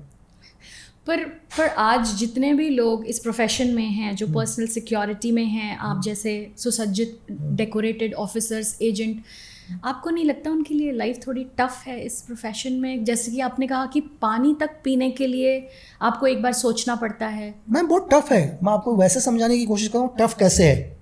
फॉर एग्जाम्पल के लिए, एक जो कोई भी पॉलिटिकल पर्सन है मैम, कोई भी नेता इस देश का, XYZ कोई भी, चाहे प्राइम मिनिस्टर हो या चीफ मिनिस्टर हो, कोई भी हो, मैम वो सबसे ज़्यादा कनेक्ट किससे होते हैं? किससे कनेक्ट होते हैं? जनता से, आम जनता से लोगों मैम, बिल्कुल। सिर्फ जनता, मतलब अगर उनको सबसे ज़्यादा कनेक्ट होना है तो जनता से होना है, क्योंकि वोट जनता ही देगी उन्हें। बिल्कुल। अब यहीं पर एक जो उनका सिक्योरिटी ऑफिसर है, उसके लिए सबसे बड़ी मुश्किल क्या होती है मैम? उसके लिए 2 चीज़ें बड़ी मुश्किल हो जाती हैं। वो उसको कैसे भी इन बीच की दीवार बनना है, लेकिन नेता बोलता है भाई आप पब्लिक को मत रोकना। उसको पता है कि यार थ्रेट ही पब्लिक के बीच से आएगा। अब वो अपने प्रोटेक्टिव पर्सन को भी नाराज़ नहीं कर सकता। इस सिचुएशन में बहुत मुश्किल हो जाती है, क्योंकि जैसे आप जिसके साथ होंगे, वो लीडर कहेगा आने दो उनको, एक बार आने दो। अब उस सिचुएशन में करे क्या मैम? वो वहाँ से ऑर्डर्स मिल रहे हैं, आप आने दो, ठीक है, लेकिन आपको जो लॉ बोलता है, आप जिस चीज़ के लिए आए हो, जो आपकी ट्रेनिंग बोलती है, आपकी ट्रेनिंग बोलती है मत आने दो। तो इस सिचुएशन में काम करना बहुत मुश्किल है मैम। ईजी लग रहा है, उस हालात पर बहुत मुश्किल है काम करना, वर्क करना, जहाँ पर मतलब अगर आप ड्यूटी करते हो तो फिर आप उस लीडर आपके ऊपर बहुत नाराज़ होता है मैम वो, क्योंकि आपने यार ये क्या कर दिया, मेरा प्रोग्राम ही खराब कर दिया, ठीक है। आप अगर ड्यूटी ईमानदारी से नहीं करते हो तो आपको एक गिल्ट रहेगा, और हल्का सा कोई भी इंसिडेंट हो गया, पूरा ब्लेम आपके ऊपर आएगा। उस सिचुएशन में बहुत मुश्किल हो जाता है। आपको लगता है कि इन पॉलिटिशियंस की ईगो बहुत फ्रजाइल होती है, छोटी छोटी बातों पे इनको बहुत बुरा लग जाता है, चाहे वो आपका प्रोटोकॉल ही क्यों ना हो? मैम देखो एक्चुअली क्या होता है, ये हम अपने पॉइंट ऑफ व्यू से देख रहे हैं मैम। बहुत सारे लोग क्वेश्चंस करते हैं, ये नेता ये क्यों नहीं कर रहा, वो क्यों नहीं कर रहा, सेम जैसे कि ईगो। मैं आपसे एक चीज़ बोलता हूँ, एक पिता है अपने एक परिवार को भी ढंग से कंट्रोल नहीं कर पाता मैम आज के टाइम में। बेटा रात को 11 बजे आ रहा है, छोटा बेटा कहीं गया हुआ है, एक डाइनिंग टेबल में बैठे होने का ही टाइम हो जाता है एक पिता को। जब वो अपने परिवार को कंट्रोल नहीं कर पा रहे हैं मैम, एक लीडर को पूरा देश देखना है, उसके ऊपर आप प्रेशर सोचो ना मैम। एक बारी कोई ना कोई तो नाराज होगा ना मैम, वो सबको तो खुश नहीं रख सकता। आपको पूरा देश चलाना है मैम, आपको पूरा स्टेट चलाना है, क्योंकि आप एक पिता अपने घर में अपने 2 बच्चों में से एक नाराज हो जा रहा है उसका, कि ये इसको सपोर्ट कर रहे हैं, उसको नहीं कर रहे। तो जब देश के ऊपर बहुत सारे लोगों का व्यू होता है अरे नेता सही नहीं है, एक बार उस जगह जाकर तो देखो यार, एक बार उस जगह को लेकर देख लो, आपको पता चल जाएगा। जो अब अभी की हमारी ऑडियंस है, या हम खुद भी हैं, हम सभी नेताओं से, हमारे आज के पॉलिटिशियन से कोई खुश नहीं है, हम सब नाराज़ हैं। और वहीं मैं देख रही हूँ कि आप पॉलिटिशियंस की तरफ से बोल रहे हैं, बहुत तारीफ कर रहे हैं। मैम तारीफ की बात नहीं है मैम, नाराज है उनको बोलो जाकर दिखा दे यार। बिल्कुल भाई तुम ऊपर खड़े तो हो जाओ इलेक्शन में, तुम्हें 100 वोट नहीं मिलेंगे यार। जो लोगों को लगता है ना कि यार इस नेता को बदलो, अरे मैं कहता हूँ मैम, बोलने से ज़्यादा करने पर विश्वास रखो। जो कि हुआ भी है, कई लोग इलेक्शन में खड़े हुए जिनकी जमानतें जब्त हुई। मैं कह तो रहा हूँ ना भाई, ये इंस्टा का रील नहीं चल रहा है यार, ये फेसबुक के लाइक्स नहीं चल रहे हैं कि तुम्हारे को 1 मिलियन लाइक मिल गए। खड़े होके दिखा दो मैम एक बारी। मैंने आपको बोला कि एक बारी उस जगह रहकर देखो। मैं ये नहीं बोल रहा हूँ कि मैं पॉलिटिशियनों से प्यार करता हूँ मैम, अरे मैम मैं तो आपको मैं क्या बताऊँ, मेरा एक इंसिडेंट आपने सुना होगा, मैं नाम बताता हूँ मैम। पंजाब के सीएम थे, उनके बेटे डिप्टी सीएम थे, मैंने तो गाड़ी में नहीं बैठने दिया, मेरी तो पोस्टिंग हो गई थी विदिन 24 घंटे में। मुझे वहाँ से तरुण गोगोई का बॉडीगार्ड भेज दिया। पर वहाँ से जब वो ये इसी इंसिडेंट के बारे में जो आप बता रहे हैं कि जब आपने उनके बेटे को उनके साथ गाड़ी में, क्योंकि वो प्रोटोकॉल था, मेरा प्रोटोकॉल था, मैंने नहीं भेजनी, अपनी जिम्मेदारी बखूबी निभाई। पर इससे पहले कि वो कारवां वापस घर आता, आपके पास आपके ट्रांसफर ऑर्डर्स थे, तो क्या आपको आपकी ड्यूटी निभाने की सजा मिली? नहीं मैम, मैं गया आराम से, ठीक है। सिग्नल में एक सीनियर थी मेरी, तो उसने मुझे बोला, लक्की कुछ बात हुई क्या तेरी? मैंने कहा मेरी तो कोई बात नहीं हुई। बोला तेरा किससे झगड़ा हुआ क्या आज? मैंने कहा कोई झगड़ा नहीं हुआ। मैंने कहा ऐसे एक वो हो गया था, उनका डिप्टी सीएम बैठना चाह रहा था गाड़ी में, मैंने मना कर दिया। तो बोली हाँ तभी। मैंने कहा तभी मतलब? यार बोली तू जल्दी से डिनर कर ले, तेरी फ्लाइट है आसाम की। मैंने कहा क्या यार? बोली तेरे ऑर्डर्स आ गए। मैं चंद सोचा, तो फिर मुझे लगाया नहीं, मुझे ड्यूटी करनी है ना मैम, चाहे मुझे यहाँ रख लो, चाहे मुझे आप आसाम रख लो, चाहे मुझे आप अफगानिस्तान फेंक दो। मेरी सैलरी आ रही है मैम 31 तारीख की रात को, और मुझे अपना वर्क करना है। आप मुझे कहीं भी रखो, मुझे कोई फर्क नहीं पड़ता मैम, मुझे काम ही करना है ना। देखो मुझे बादल साहब के साथ भी रहना ही पड़ेगा, सेम मुझे तरुण गोगोई सर के साथ भी रहना ही पड़ रहा है। ऐसा तो नहीं कि बादल साहब मुझे करते यार तू लक्की यहीं बैठे रहे, ब्रेकफास्ट कर, यहीं कर, टीवी देख। सेम चीज़ वहाँ भी थी, तो क्या प्रॉब्लम है मैम? तो ये जो लक्ष्मण जी हैं, ये थोड़े कायदे और कानून के थोड़े पक्के हैं। इन्होंने आसाम जाकर और एक खुराफात कर दी। आप उस एपिसोड के बारे में बताएंगे जब एक महिला मंत्री जी के पास आना चाह रही थी? एक्चुअली क्या था मैम, मुझे नहीं पता था, वहाँ पर दो के पास एनएसजी कवर थी। प्रफुल्ल कुमार मोहंतो, ठीक है मैम, जो एजीपी के बहुत, मतलब अगर आप वर्ल्ड रिकॉर्ड देखो तो शायद दुनिया के सबसे छोटी उम्र के सीएम रह चुके हैं उस देश में। मुझे एकदम से तरुण गोगोई सर के साथ भी रहना है और यहाँ प्रफुल्ल कुमार मोहंतो के साथ भी रहना है, ठीक है। तो दो जगह काम करना था मुझे एक साथ ही, और मुझे नहीं पता था कि मुझे एक दिन सडनली सुबह आता है कि यार इनके कुछ कोड होते हैं, कोड में डिस्क्लोज नहीं कर पाऊंगा कि इनके क्या कोड होते हैं, पैंथर क्या कोड होते हैं सबके। तो मुझे बोला उस नंबर के पास जाना है। मैंने कहा इस नंबर के पास? तो मुझे नहीं पता था कि उनको भी एनएसजी कवर है। अब मैम मुझे वहाँ पता ही नहीं, मैं वहाँ चल दिया। और एक्चुअली क्या हुआ, उनको एक बाहर जाना था किसी काम से, उनका कुछ पर्सनल काम था, उस काम से उनको बाहर जाना था। तो यार मैं भी उनके साथ चल दिया। और चलने के बाद जब हम रोड पर चल रहे हैं तो कंटिन्यू एक लेडी बार बार नज़दीक आने की कोशिश कर रही। पहले तो मेरा हो गया दिमाग खराब, यार मैंने कहा इनर सर्कल तक कैसे आ गई भाई ये, इसने 4 सर्कल कैसे क्रॉस कर गई, वहाँ मैं बोल नहीं सकता था।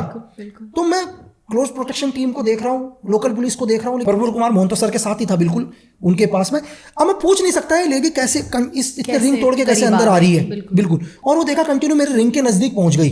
अब वो बार बार क्लोज आने की कोशिश कर रही, तो मैंने 2-3 बारी तो उसको उन्हीं से आउट करने की कोशिश करी। यार मैंने है ना, मैंने उसको मतलब 2-3 बारी तो आउट फेंका उसको हाथ से, भीड़ थी बहुत लेकिन कंट्रोल।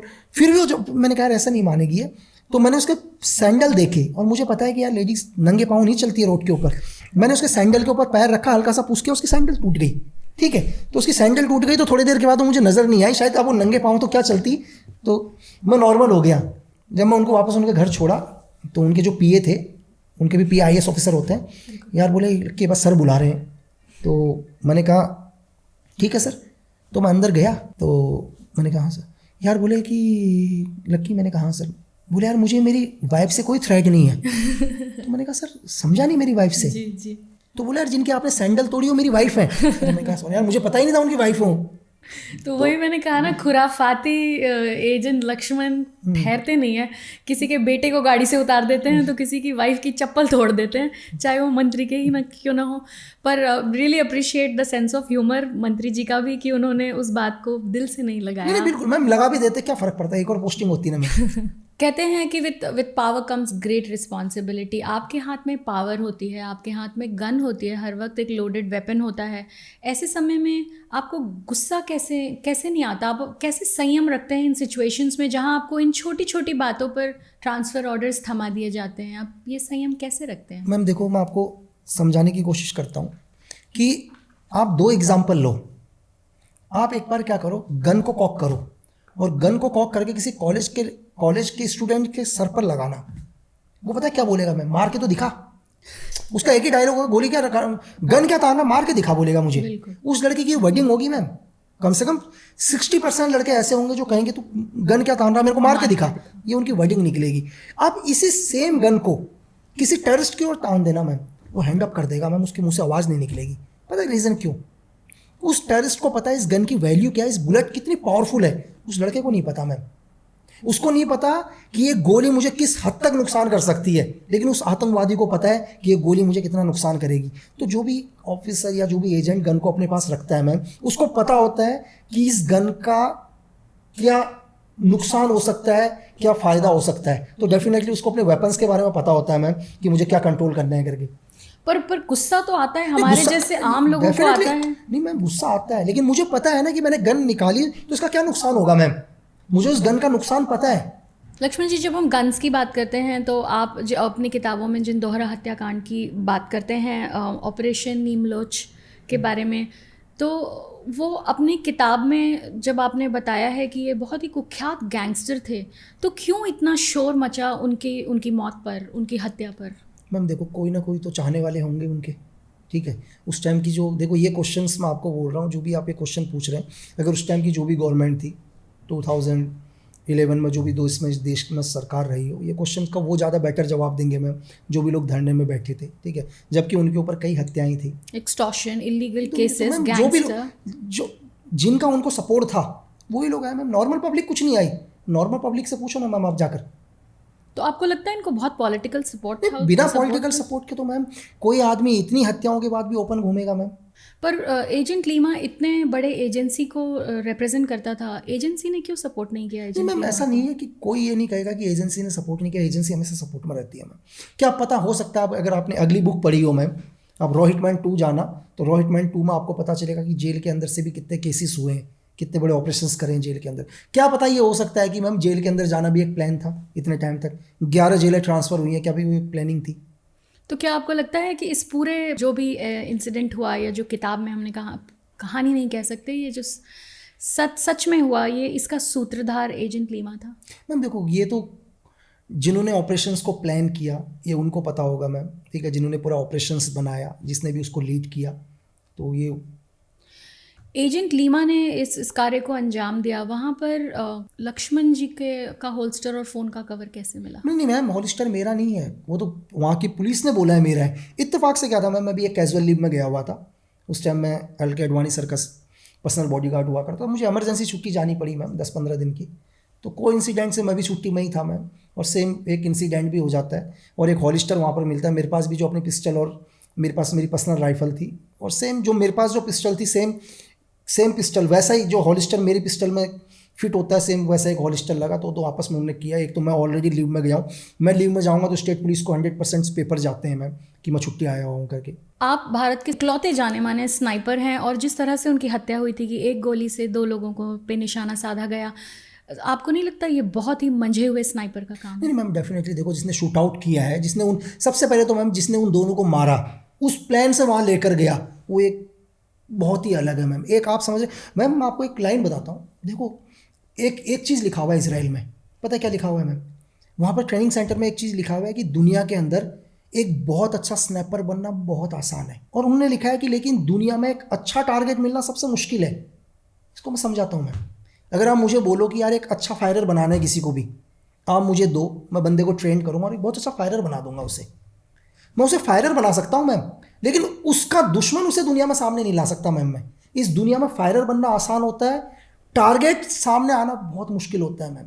तो मैं ये कहूँगा कि जिसने भी ये काम किया वो बहुत यूनिक था कि वो अपने दुश्मनों को वहाँ तक लेकर आ गया मैम। आप अगर दुश्मन को उसके रेंज में लेकर आ जाते हो तो उससे बड़ा कोई काम ही नहीं है ना मैम, कि आप अपने एनिमी को अपने रेंज में लेकर आ गए, इससे बड़ा आप क्या लोगे? जब ये बात बाहर आई और जब आपके ऊपर ये इल्ज़ाम लगाए गए और रातों रात आपको आपके घर से लेने के लिए पुलिस आई, कैसा माहौल था घर में? एक शरीफ परिवार, जो इतना डेकोरेटेड परिवार था, जहाँ इतनी भोली मासूम माँ हैं, बहनें हैं, कैसा था वो अरे दिन? मैम कैसा था? देखो, वो मंजर तुम अगर ना भी याद करो तो भी बेटर ही है, लेकिन आप खुद ही सोचो मैम, जिंदगी में जिन्होंने कभी अपने थाना नहीं देखा, उनके घर के बाहर 10-12 गाड़ियाँ आके रुक रही हैं, ठीक इतना है, इज्जतदार परिवार, मतलब 10-15-25-30 पुलिस वाले AK-47 के साथ उतर रहे हैं, तो आप खुद ही सोचो कि क्या होगा। वो मैं वर्ड भी नहीं बता सकता क्या होगा। चलो मुझे आदत है इन चीज़ों को देखने की, भाई मेरी दादी को आदत नहीं है, मेरी सिस्टर्स को आदत नहीं है, मेरी माँ को आदत नहीं है, तो वर्ड्स ही नहीं है भाई, वो तो वो फीलिंग वही जानते होंगे दुनिया में। बिल्कुल। और उसके बाद जो शुरू हुआ वो तो खैर, मैं चाहती हूँ हमारे ऑडियंस आपकी किताबें भी पढ़ें, और जाने पर आपसे मैं जानना चाहती हूँ उसके बाद जो एक बहुत ही जर्नी शुरू हुई आपकी, जहाँ एक जेल में नहीं 11 जेलों का आपका सफ़र था, कोई जेलर आपको रखने को तैयार नहीं था, और एजेंट लक्ष्मण ने, कह सकते हैं कि एक नेक्सस चलाया जेल की सलाखों के पीछे से। इस बात में कितनी सच्चाई है? मैं ये नहीं कहूँगा मैम कि देन जो भी है जो भी ऑपरेशंस हुए हैं, देखो मैंने अभी भी ये बोला कि एजेंट लीमा अलग, लक्की बिस्ट दोनों अलग, ठीक है। जेल की जर्नी के बाद हमने बहुत सारी चीज़ों पर बात करी है जेल पर, तो जेल और भी बहुत सारे वीडियोस, बहुत सारे इंटरव्यूज़ हैं जहाँ पर जेल के बारे में। तो जेल के बारे में मैं तो इतना ही बोलूँगा कि यार जेल कि कैसी है, यूथ बहुत सारा देख, आज के टाइम में भी बहुत यूथ यार क्या कर रहा है, गलत चीज़ को फॉलो कर रहा है, ठीक है, कि जेल मतलब गैंगस्टर्स को फॉलो करना, जेल जाना, चीज़ें ये करना, ये बाहर से बहुत अच्छा दिखाई देता है, ठीक है। ये वो अंधेरा है मैम कि जिसके अंदर आप चले गए तो आप कभी बाहर नहीं आ पाओगे। बहुत सारे लोग क्वेश्चंस करते हैं अभी भी, मतलब इंस्टा वगैरह में मैसेज आते हैं, लोग कहते हैं यार जेल कैसी है, जेल कैसी रही, हर आदमी का एक ही क्वेश्चन होता है, जेल कैसी है। क्योंकि जिन भाई देखो हिंदुस्तान में किसने 99.9% लोगों ने तो देखी नहीं है ना जेल, बिल्कुल सिर्फ 0.1% ही लोगों ने जेल देखी है। तो मैं उनको ये बोलूँ, एक ही लाइन में बोलूँगा यार जेल कैसी है। हम लोगों में मैम हिंदुओं के अंदर भगवान विष्णु को बहुत पूछते हैं मैम। भगवान विष्णु ने जब कृष्ण भगवान का अवतार लिया, मतलब जब वो पैदा हुए कृष्ण भगवान के अवतार में, तो जेल में पैदा हुए मैम। तो समझ लो कि तीनों लोगों के भगवान जब एक कृष्ण के रूप में जेल में पैदा हो रहे हैं, और वो एक मिनट भी जेल में नहीं टिकते मैम, और बोलते हैं मुझे भी यहाँ से निकाल दो, ठीक है। तो शायद पैदा होने के महज एक मिनट के अंदर जब भगवान भी उस जगह नहीं रुक रहे हैं, तो जेल कैसी होगी मैम, यहीं से आप अंदाज़ा लगा लो, जहाँ ईश्वर भी नहीं रुकना चाहते हैं। बिल्कुल, आपने तो एक एग्जाम्पल देकर जेल की एक पिक्चर ही क्रिएट कर दी बस मैम हमारे लिए। भाई ईश्वर नहीं रुकना चाहते वहाँ एक मिनट भी, तो आम इंसानों का क्या हाल होगा देख लेना। और एक जेल में जैसे ही हम कंफर्टेबल होते हैं, आपको तो एक जेल से दूसरी जेल, तो वो जर्नी तो बहुत ही खतरनाक रही होगी। कैसे आपने अपना संयम रखा, कैसे वो समय निकाला आपने? एक बारी क्या हुआ कि मुझे एक जेल से दूसरी जेल लेके आ रहे थे मैम, 300 किलोमीटर का डिफरेंस था, वो भी पहाड़ों का एरिया, मुझे टिहरी से हल्द्वानी लेके आ रहे, और भाई साहब वो सरकारी गाड़ी पुलिस की, मैं बैठा हुआ, पुलिस वाले बैठे हुए, चक्कर खा खा के तो मेरी हालत ख़राब हो गई एक तो एक जगह रुके हम लोग, थोड़ी देर होल्ड हुआ, मैंने उसको बुलाया, साथ में जो इंस्पेक्टर था, यार मैंने कहा भाई एक बात सुन, कि मैंने कहा जो देश में जो बड़े बड़े टेररिस्ट हैं ना, मैंने कहा एक बार इस गाड़ी में बैठा देना, वो ज़िंदगी में क्राइम नहीं करेंगे यार। बस ये मैसेज हमारी सरकार के लिए है कि आज के बाद से जो भी टेररिस्ट पकड़ाता है, वो पुलिस की गाड़ी में एक चक्कर लगवा दो भाई, वो 300 किलोमीटर का, मैं कह रहा हूँ वो ज़िंदगी में क्राइम नहीं करेंगे, वो बोलेंगे मुझे फांसी लगा दो लेकिन इस गाड़ी में दोबारा मत बैठाओ।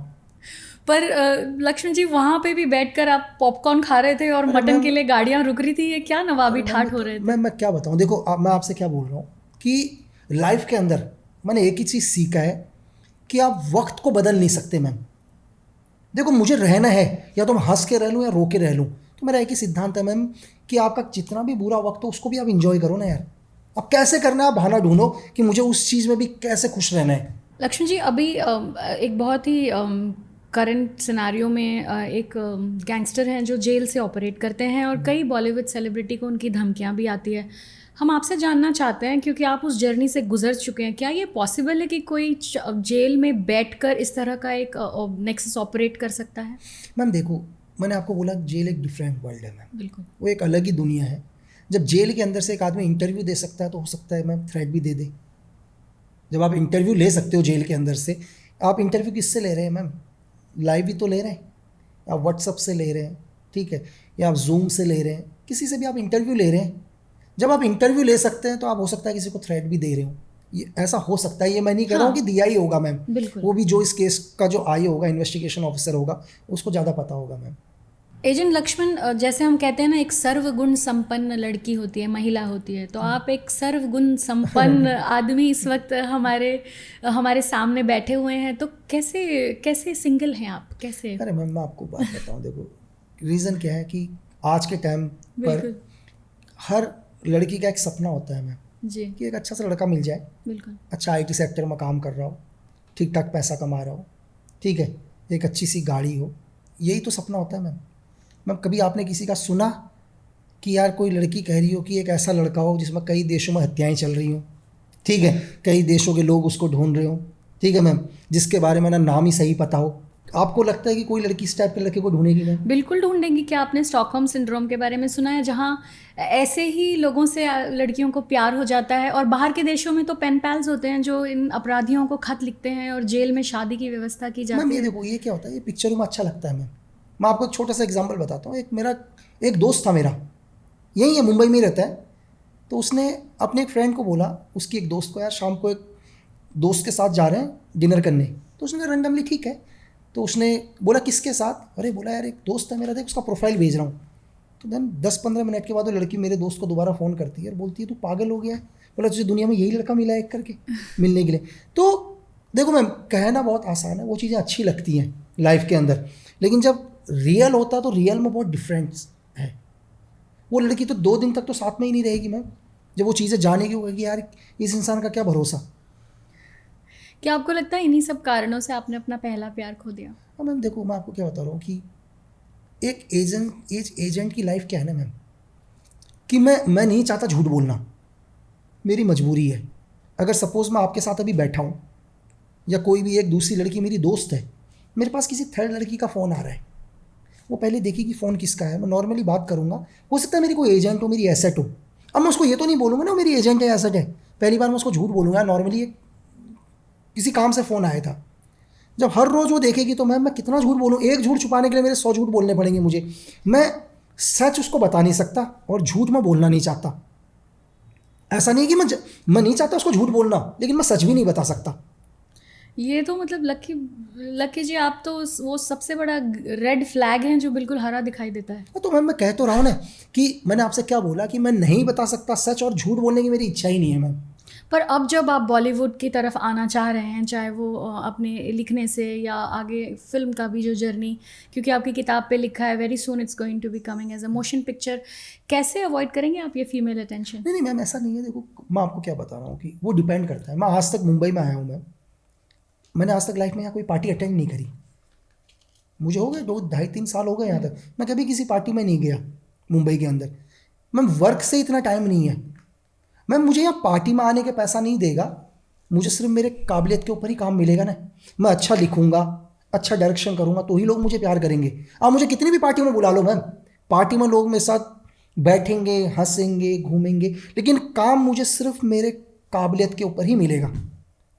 ऐसा नहीं है। मैं मुंबई से बिलोंग करती हूँ और मुझे लगता है कि अगर आज मैं अभी आपका डीएम खुलवाऊँ तो काफ़ी सारी आपकी फीमेल फॉलोइंग होगी, फैन फॉलोइंग होगी। तो वो अटेंशन जब आपको सामने से मिलेगा तो आप कैसे हैंडल करेंगे? क्योंकि वो मिलना ही है। नहीं, मैं आपसे क्या बोल रहा हूँ, मैं तो आपसे कह रहा हूँ कि मेरे इंस्टा भी मनीष जी देखते हैं, उन्हीं को पता होगा मैम कितने मैसेज आ रहे हैं, कितने क्या आ रहे हैं। मैं तो उन मैसेज को भी नहीं देख रहा।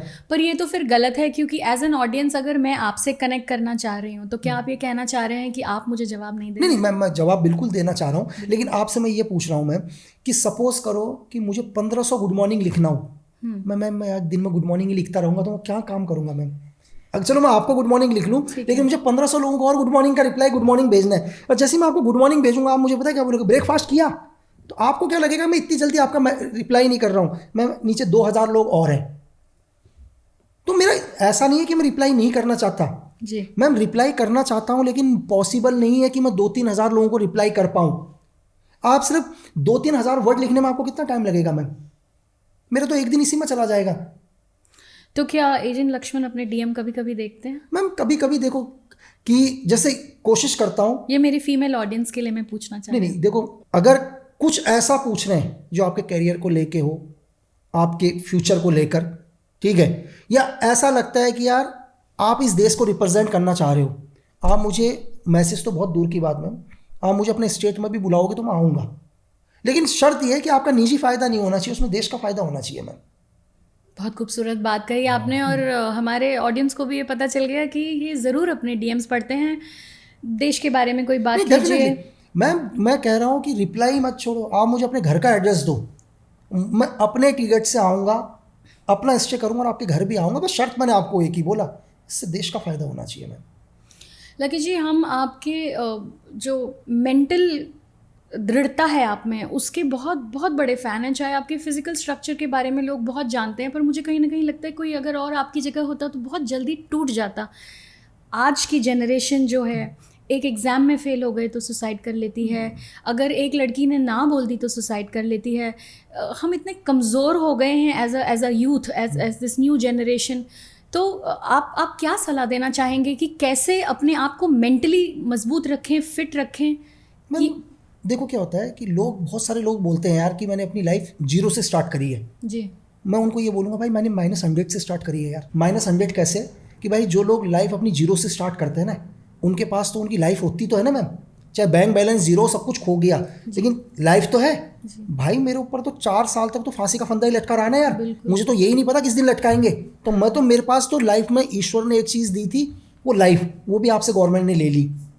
तो मैं तो -100 में गया हूँ ना मैम, फिर कब जीरो में आया, कब। मैं आपको एक ही चीज़ बोलूँ यार, लाइफ के अंदर, जीवन में, कि हर व्यक्ति के साथ उतार और चढ़ाव आते हैं मैम। धरती में जिसने भी जन्म लिया, मतलब दुख और सुख आएंगे। डिपेंड ये नहीं करता कि आपकी लाइफ में सुख आ रहे हैं या दुख आ रहे हैं, डिपेंड ये करता है कि आप लाइफ में कब तक हार नहीं मानते मैम। आप जीवन में कब तक हार नहीं मानते, बहुत, आप कितने ब्रेव है कोई फर्क भी नहीं पड़ता। आप, मुझे लगता है कि आप दुनिया के सबसे कमज़ोर व्यक्ति हो, लेकिन आप जीवन में कभी हार नहीं मानते, मेरे लिए आप दुनिया के सबसे ब्रेव हो मैम। और मैं एक चीज़ और बोलूँ कि लाइफ में जो भी आपका बुरा वक्त है, आप अपने बुरे वक्त को अपनी ताकत बना लो यार। अब बहुत सारे लोगों को समझ में नहीं आएगी ये बात कि यार बुरे वक्त को ताकत कैसे बनाओ।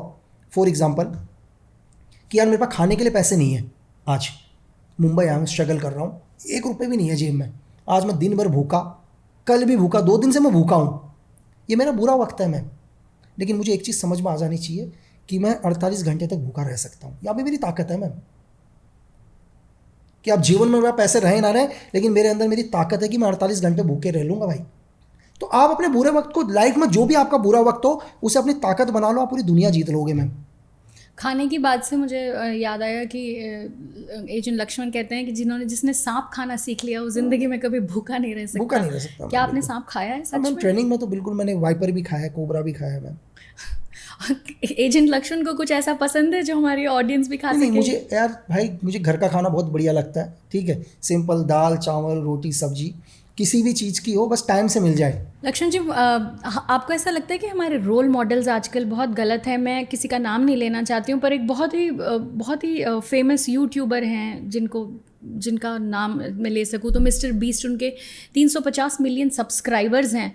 नाम उनका मिस्टर बीस्ट है, लेकिन वो गेम खिलाते हैं और चॉकलेट्स देते हैं और चॉकलेट्स का काम करते हैं, और ये हमारे रोल मॉडल है जिनको हमारे बच्चे फॉलो करते हैं। और ये मैं अपने एक्सपीरियंस से बोल रही हूँ कि मेरे आसपास भी मैं देखती हूँ 11 साल 12 साल के बच्चे, तुम्हारा हीरो कौन है? मिस्टर बीस्ट है। तो आपको नहीं लगता कि आप जैसे लोग या अन्य जो रॉ एजेंट है जो हमारे देश के लिए लड़ते हैं, वो हमेशा अनोनिमस बना रहना चाहते हैं, इसीलिए हमारे हीरो गलत हो गए हैं? यार मैम एक्चुअली क्या है कि मैं आपसे यही कहूँगा कि मैं हूँ या मेरे जैसे और भी लोग हैं जो काम कर रहे हैं, मैम हमारे को भीड़ की ज़रूरत ही नहीं है मैम। मैं कहता हूँ कि यार मुझे 100 लोग फॉलो करें, लेकिन वो लोग फॉलो करें जो मेरी जैसी सोच रखते हैं। पर आपको भीड़ की ज़रूरत नहीं है, पर हमें हीरो की ज़रूरत है। नहीं मैम, मैं आपसे क्या कह रहा हूँ कि 100 लोग मैम जी, एक बार ठान लें तो पूरी हिस्ट्री चेंज कर सकते हैं मैम। भीड़ की ज़रूरत तो है ही नहीं मैम। मैं आपसे ये कह रहा हूँ कि मुझे नहीं चाहिए ब्रेव, मुझे बिल्कुल ब्रेव नहीं चाहिए, मुझे नहीं चाहिए एक अच्छा फायरर, मुझे नहीं चाहिए इंटेलिजेंट, मुझे सिर्फ एक सच्चा इंसान चाहिए मैम। मैं सब बना दूंगा उसको, मैं ब्रेव भी बना दूंगा, मैं उसको इंटेलिजेंट भी बना दूंगा मैम, मैं अच्छा फायरर भी बना दूंगा, लेकिन मुझे सच्चा इंसान चाहिए मैम। मैं उसको सब कुछ सिखा सकता हूँ, सच्चाई नहीं सिखा सकता ना मैम। कहते हैं कि बंदूक से ज़्यादा ताकतवर कलम होती है, और ये एक बहुत ही ब्रेव डिसीजन था वो लाइफ छोड़कर एक राइटर के रूप में अपने आप को इस्टेब्लिश करना। तो ये कैसे बंदूक छोड़कर आपने कलम पकड़ी, कैसा रहा आपका सफ़र? लाइफ के अंदर मैम बहुत चीज़ें देखी हैं, टेररिज्म भी देखा है मैम, भूख भी देखा है, बहुत अंधकार भी देखा है लाइफ में। तो एक चीज़ समझ में आ गया मैम कि देखो, आप लाइफ में कितना भी गन उठा लो मैम, कुछ भी उठा लो, कभी ख़त्म नहीं होगा चीज़ें। गन का जवाब गन से ही मिलेगा मैम। अगर मैंने किसी का शूट आउट किया है तो डेफिनेटली कोई मेरे को भी ढूंढ ही रहा होगा ना मैम, फिर मेरे पीछे वाले उसको ढूंढेंगे, उसके पीछे वाले, ये अनंत काल तक चलेगा मैम। तो मुझे लगा यार कि नहीं, कि जिन लोगों ने भी इस दुनिया में या हमारे देश की तरफ से सर्वोच्च बलिदान दिया है, जिनके बारे में लोग नहीं जानते मैम, किसी को थोड़ा ना पता कि आज पाकिस्तान के अंदर, बांग्लादेश के अंदर, रशिया के अंदर, यूएस के अंदर हमारे कौन लोग हमारे देश के लिए काम कर रहे हैं, किसी को नहीं पता। आपने आज तक दुनिया में किसी एजेंट को मेडल लेते हुए देखा मैम? कभी नहीं देखा। लेकिन इतना तो बनता है मैम कि कोई मेडल्स नहीं चाहिए यार कि तालियां मिले, मतलब प्रेसिडेंट मेडल मिले, ठीक है, पीएम की तरफ से कोई अवार्ड मिले, कुछ भी नहीं चाहिए, लेकिन इतना चाहिए कि यार आप सिर्फ एक बारी 24 घंटे में नहीं यार, 365 दिन के अंदर एक पल के लिए उनको याद कर लो मैम। बिल्कुल है ना, सिर्फ इतना ही चाहिए एक आदमी को कि भाई, और बाकी वो कुछ नहीं मांग रहे हैं मैम। और मैं चाहता हूँ कि मैं उनके बारे में लिखूँ, और आप 365 दिन में यार सिर्फ एक बारी उनको याद कर लो तो अपने को लगेगा यार कि आपने भी बहुत अच्छा काम कर लिया मैम। एजेंट लक्ष्मण, अब आपकी जो कहानी हमने पढ़ी और आपके 11 जेलों का सफ़र, वो तो एक अलग ही पॉडकास्ट की जर्नी पे हम दोबारा बैठेंगे और सुनेंगे। और अब जब जो आपकी कहानी है हम बहुत जल्दी पर्दे पर देखने वाले हैं। जब एजेंट लक्ष्मण अपने इस जर्नी के बारे में सोचता है, तो जब वो आंख बंद करता है तो ऐसा कौन सा बॉलीवुड का एक्टर है जो आपको रिप्रेजेंट कर सकता है? मैम एक्चुअली क्या है, मैं भी इंडस्ट्री में लिख रहा हूँ मैम जी। मेरा मानना पता है क्या है मैम, कि बहुत सारे मतलब मेकर्स ने मुझसे क्वेश्चन पूछा है यहाँ पर। मैं कहता हूँ मैम कि मुझे वो हीरो नहीं चाहिए यार जो आए, हवा चले, अपने कमीज के बटन खोले, 6 ऐप दिखाए। बिल्कुल। कि भाई वो ये ना बोले कि मुझसे प्यार करो, मैं तुम्हारा हीरो हूँ। ऑडियंस को बोले कि यार भाई मैं हीरो हूँ, मुझे प्यार करो, देखो मेरे ऐप्स हैं, चीज़ें हैं, मैं हीरो नहीं। मैम मैं चाहता हूँ कि लोग किरदार से प्यार करें। लोगों को पता ही नहीं हो ये कौन है, लेकिन जब लोग उसका काम देखें ना मैम, तो लोगों को लगे यार ये मेरा हीरो है मैम। मुझे कोई फ़र्क नहीं चाहिए कोई स्टार हो कुछ हो, मुझे एक चाहिए जो किरदार निभाए, और लोग जब उसका काम देखेंगे ना मैम, लोग उससे खुद प्यार करने लग जाएंगे। क्योंकि मुझे याद है जब बचपन में हमारे गांव में एक बार चोरी हुई थी और चोर पकड़ा गया, तो गांव के लोग कहते थे ये चोर है, चोर ऐसा दिखता है। और आज जब मैं आपके साथ में बैठी हूँ तो मुझे लगता है स्नाइपर ऐसे दिखते हैं। तो ये हम आम लोग ही होते हैं। तो very rightly like you said कि कोई ऐसा आदमी किरदार निभाए जो बखूबी निभा सके, 6 पैक्स ना हो पर कन्विंसिंग पावर हो। मतलब मैम जबरदस्ती हीरो दिखाने की कोशिश ना करें। मैम आप किसी से, मतलब दुनिया में लोग किससे प्यार करते हैं मैम? काम से ही तो करते हैं। आप एक चीज़ बताइए मैम, आप भगत सिंह से प्यार करते हैं ना? बिल्कुल। क्या भगत सिंह को आपने कभी देखा मैम? आप सिर्फ उनके काम से प्यार करते हैं मैम। बिल्कुल। कि एक 23 साल का लड़का मैम, उसने उस आज़ादी के लिए अपनी जान दे दी, जिसको पहले से पता था कि मैं जीवन में इस आज़ादी को कभी नहीं देखूंगा। आप इस सोच सकते हैं कि एक ऐसा इंसान उसके लिए अपनी जान देने के लिए तैयार है। उसको पता है कि मैं जिसके लिए अपनी जान दूंगा ना, मैं उस चीज़ को कभी देख ही नहीं पाऊंगा यार। आप उस सोच को कैसे लाओगे मैम? पर लकी जी, फिर भी मैं आपसे जानना चाहती हूँ कि कोई तो होगा बॉलीवुड में एक एक्टर जो आपको लगता है कि कद काठी में, या एक एजेंट जो इस तरह का किरदार निभा सके।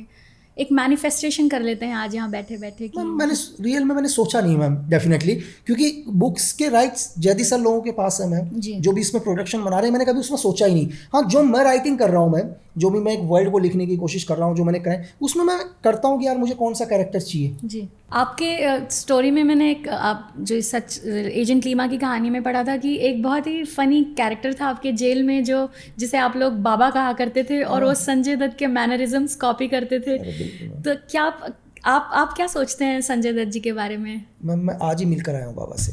कमाल है। अभी मैं कैसी रही आपकी मुलाकात? बढ़िया रही मैम, बढ़िया। एक अच्छा नरेशन था, चीज़ें थे।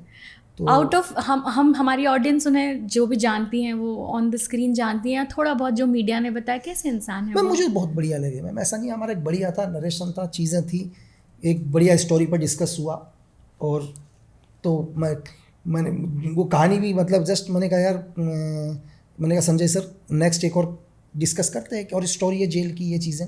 तो उनको मेरे बारे में पता था, बोले यार हम तो भाई हैं, दोनों साथ रह कर ही आए करके, है ना। तो देन अच्छे मैम, ऐसा देखो कि देखो दुनिया में हर आदमी हर एक के लिए अच्छा नहीं होता मैम, हर एक के लिए बुरा भी नहीं होता। जहाँ गांधी जी को पूरी दुनिया प्यार करती थी, शायद एक को पसंद नहीं थे मैम। आप सबके लिए अच्छे भी नहीं हो सकते, सबके लिए बुरे भी नहीं हो सकते मैम। लक्ष्मण जी, जब मैं सोचती हूँ कि आप एक एजेंसी को बिलोंग करते हैं जहाँ पे हम जानते हैं सरकारी तनख्वाहें इतनी ज़्यादा नहीं हुआ करती थी, आज जब मैं आपको अपने सामने बैठा देखती हूँ तो मैं आपको सर से पैर तक ब्रांड्स में देखती हूँ। एजेंट लकी को कितना शौक है इन ब्रांड्स का? नहीं मैम, यहीं आके देखा है। अब जब लोग साथ में मुंबई की हवा लग गई आपको? नहीं, मुंबई की नहीं मैम। लोग देखो क्या है कि मैम, मैं नशा नहीं करता जी। देखिए मैम, कोई नशा नहीं करता, मैं सिगरेट नहीं पीता, दारू नहीं पीता, दुनिया की किसी पार्टी में नहीं जाता मैम, ठीक है। मेरे फादर को ऑलरेडी पेंशन मिल रही है मैम, ठीक है। घर का मैं अभी इकलौता ही हूँ मैम। अब मैं करूँ क्या? मुझे आप एक चीज़ बताओ ना मैम, कि जो भी मेरे को पैसा मिल रहा है, जो मैं राइटिंग कर रहा हूँ, इसका मैं क्या करूँ?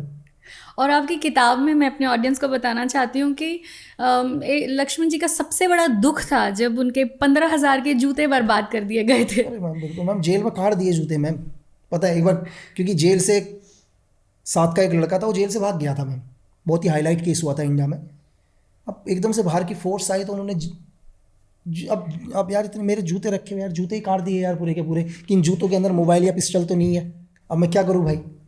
तो बड़ा मतलब वो जेलों में हम सोचते हैं सॉलिटरी कन्फाइनमेंट में लोगों को दुख होता है, तो वो सब के बारे में आप बात करेंगे। आपका सबसे बड़ा दुख था कि मेरे जूते काट मैम दिए। सही यार, यार इतने मेहनत से जूते होते रख रखे थे यार, और वो आए बाहर से, पुलिस वाले आए, मुझे इस चीज़ का दुख नहीं था। मैं तो दूसरे साल में, मैं तो बंद था, मेरे 2-3 जोड़ी जूते रखे हुए, मैं वो चाकू से काट दिए यार सारे के सारे यार, मेरा माथा खराब हो गया वहीं पर। उसमें से कौन से जूते में फ़ोन था?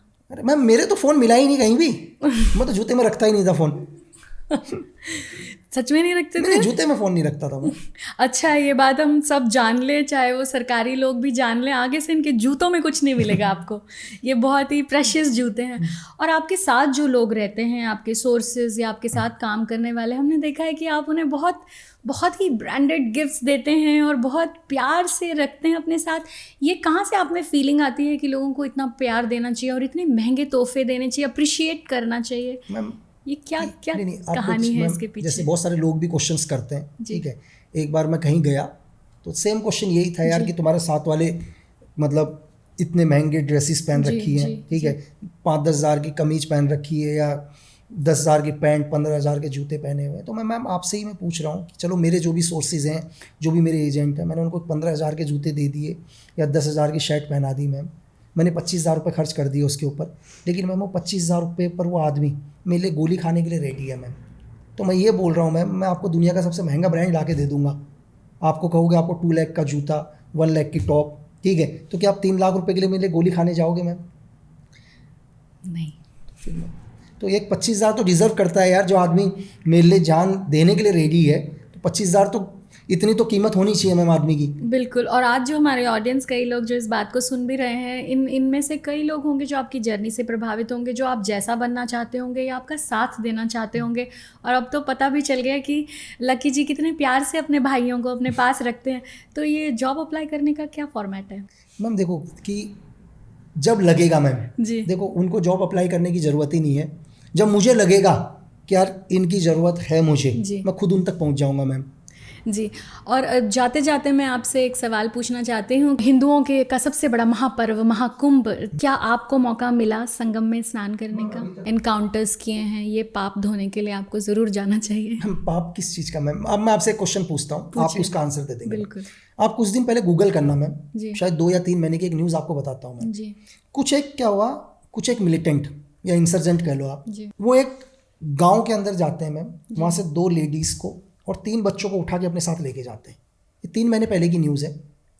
और उन बच्चों की एक की उम्र थी 12 साल, दूसरे की उम्र थी 6 साल के आसपास, और जो सबसे छोटा था मैम उसकी उम्र थी 6 महीने के आसपास, एक 6 महीने का बच्चा। और वो 6 महीने का बच्चा उनको देख रहा है ध्यान से, उसको पता भी नहीं है कौन है यार। एक 6 महीने के बच्चे को थोड़ा ना पता है सामने जो लोग उनको उठाकर लेकर गए हैं कौन है, वो तो उन्हें प्यार से ही देख रहा है ना मैम। एक 6 महीने का बच्चा, चाहे आतंकवादी हो चाहे एक नॉर्मल इंसान हो, तो बच्चा उसी रूप में देखेगा। बिल्कुल। तो जो उनको उठाकर लाए थे मैम, वो क्या करते हैं, सबसे पहले उस 6 महीने के बच्चे के पैर में एक गोली मारते हैं 9mm पिस्टल से, एक घुटने पर। घुटने में गोली मारने के बाद 6 महीने के बच्चे के एक आँख को निकालते हैं नाइफ से, ठीक है, और उसके बाद कम से कम 200 चाकू मारते हैं उस 6 महीने के बच्चे को मैम, जबकि वो तो एक ही सेकंड में मर सकता था। अब एक बच्चे को कितनी तकलीफ दे रहे हैं। अब मुझे ये बताओ मैम, ऐसे लोगों के साथ क्या करना चाहिए? पर जिन परिवारों से वो आते हैं उनके लिए तो वो बेटे पति इन रिश्तों में ही होते हैं, तो उनके लिए तो वो हत्या ही हुई ना। हमारे मैम मैं आपसे क्या बोल रहा हूँ कि हत्या तो बहुत दूर की बात मैम, अगर मेरा बस चले तो मैं ऐसे इंसान को हर रोज मारूं और ईश्वर से बोलूं दोबारा से जीवित कर। लक्ष्मण जी, हमारे देश में मैंने नोटिस किया है कि कई लोग कारावास में, जेलों में सड़ रहे हैं सालों से और उनको न्याय नहीं मिलता। कहते हैं justice delayed is justice denied. तो आप उनके लिए क्या कहना चाहते हैं? क्यों हमारी सरकार को क्या मैसेज ये देना चाहते हैं कि ये जो बिना किसी पैरोल के, बेल के हमारी जेलों में सड़ रहे हैं लोग, उनके लिए कुछ मैसेज देना चाहेंगे आपकी? क्या किया जाए? मैम देखो, बहुत सारे केसेस पेंडिंग्स हैं, ऐसा नहीं है कि बहुत सारे केसेस पेंडिंग पड़े हुए हैं, क्योंकि न्यायपालिका भी लगातार काम कर रही है और बहुत सारे केसेस हैं जो पेंडिंग्स पड़े हुए हैं मैम। तो ऐसा नहीं है कि सरकार काम नहीं कर रही है, सरकार वर्क कर रही है। और मैं ये नहीं कहूँगा कि यार देखो कि हर आदमी ही जिसने क्राइम किया वही जेल में, हो सकता है कोई इनोसेंट्स भी हो, चीज़ें हों। तो अगर ऐसे लोगों को न्याय नहीं मिल पा रहा है तो उसके एक प्रोसीजर हैं, ठीक है। बहुत सारे जेलों के अंदर लोग बने हैं जिनकी कोई नहीं सुनता है, तो आप नॉर्मली तरीके से जेलर के थ्रू, ठीक है, आप अपने जेल या जेल सुप्रिटेंडेंट के थ्रू गवर्नमेंट तक अपनी बात पहुंचा सकते हैं मैम। और कई बार जेलों के विजिट्स होते हैं जहां सरकार वकीलों को भेजती है, आप उनकी प्रॉब्लम्स, जो भी आपकी प्रॉब्लम्स अपने लॉयर्स को बता सकते हैं आप। अगर आपके पास पैसा नहीं है निकलने के लिए और अगर आपको वकील की फ़ीस देने के लिए नहीं है, तो सरकार ने भी उसके लिए बहुत सारी मुहिम लगा रखी है मैम, ठीक है। कई बार ह्यूमन राइट्स वाले अंदर जाते हैं, गवर्नमेंट्स के लॉयर जाते हैं, ये सब लोग अपनी प्रॉब्लम्स उनको बता सकते हैं। हाँ, मैं मानता हूँ कि थोड़ा सा वक्त लगता है, तो हर चीज़ एकदम से नहीं होती है, लेकिन धीरे धीरे गवर्नमेंट इस पर पूरा वर्क कर रही है मैम। आप इन सब चीज़ों से गुजरे हैं, आपको ये प्रोसीजर्स, प्रोसेस बहुत कुछ पता है। आज आप एक इस पोजीशन पर है जहां लोग आपके पास मदद मांगने आते हैं, और कई औरतें हैं, कई यंग लड़कियां हैं जो आप तक पहुंचकर ये सवाल आपसे पूछना चाहती हैं। वो अनोनिमस रहना चाहती हैं, अपना नाम आगे नहीं ले आना चाहती हैं। तो आज आप एक पोजीशन में हैं जहाँ आपके पास चैनल्स हैं और आप पॉडकास्ट पर आकर बोल रहे हैं। उनके लिए आप क्या कर रहे हैं, कैसे पहुँच रहे हैं उन तक? मैम देखो, जो भी जिनको भी प्रॉब्लम्स हैं, मेल्स आती हैं बहुत सारी हमारे पास मेल्स आती हैं, यार ये प्रॉब्लम है, ये चीज़ चल रही है। बहुत सारी लोग आजकल डिप्रेशन में जा रहे हैं, है ना। बहुत सारी मतलब कईयों के साथ घरेलू हिंसा हो रही है, जो लोग बाहर नहीं जा पाते हैं। तो मैं उनसे ये कहना चाहूँगा कि मैं अभी थोड़ा सा बिजी था वर्क में अपनी चीज़ों में, लेकिन मैं बहुत जल्दी अपने एक चैनल स्टार्ट कर रहा हूँ, और जो भी प्रॉब्लम्स होगी, जो भी हमारे को मेल्स आएंगे, तो डेफिनेटली अपने चैनल के हिसाब से उनको जवाब दूंगा, ठीक है। और जिसकी भी मतलब मैं यूथ को समझाने की कोशिश करूंगा, या जो भी लोग परेशान है, जिनको लगता है कि यार वो लाइफ में कुछ नहीं कर पा रहे हैं, तो कैसे लाइफ के अंदर चीज़ें करनी है, कैसे आगे बढ़ना है, मैं अपनी तरफ से पूरी कोशिश करूँगा कि मैं अपने चैनल के माध्यम से उन लोगों को बता सकूँ। मैं आप एक यूथ आइकन बनकर भी उभरे हैं, तो हमारा जो ये यूथ है, जिसके बारे में हमने काफ़ी बात भी करी कि कहीं ना कहीं थोड़ा सा भटक गया है, जाते जाते क्या आप एक मैसेज उनके लिए देना चाहेंगे? मैम देखो, कि ये यूथ के लिए हो या आने वाली जनरेशन या जो पुराने लोग हैं, मैम एक ही मैं उनको ये बोलूँगा कि देखो, लाइफ में शॉर्टकट कुछ नहीं होता मैम। पहले तो शॉर्टकट को अपने दिमाग से वॉश आउट कर दो, शॉर्टकट को निकाल दो। और जीवन में जो विकल्प है ना, मतलब मेहनत का जो विकल्प कोई भी नहीं है मैम। मेहनत का विकल्प सिर्फ मेहनत ही है, आप उसका विकल्प नहीं ला सकते। अगर आपको दुनिया में मेहनत का विकल्प ढूंढना है तो मेहनत ही निकलेगा। सिर्फ मेहनत पर विश्वास रखो।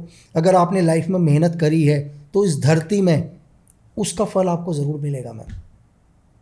Thank you. और एक सवाल मुझे ध्यान में आया कि आप अपनी माँ और बहनों के बहुत करीब हैं और हमेशा कहते हैं कि मेरी माँ को कोई तकलीफ़ नहीं होनी चाहिए, चाहे दुनिया इधर की उधर हो जाए।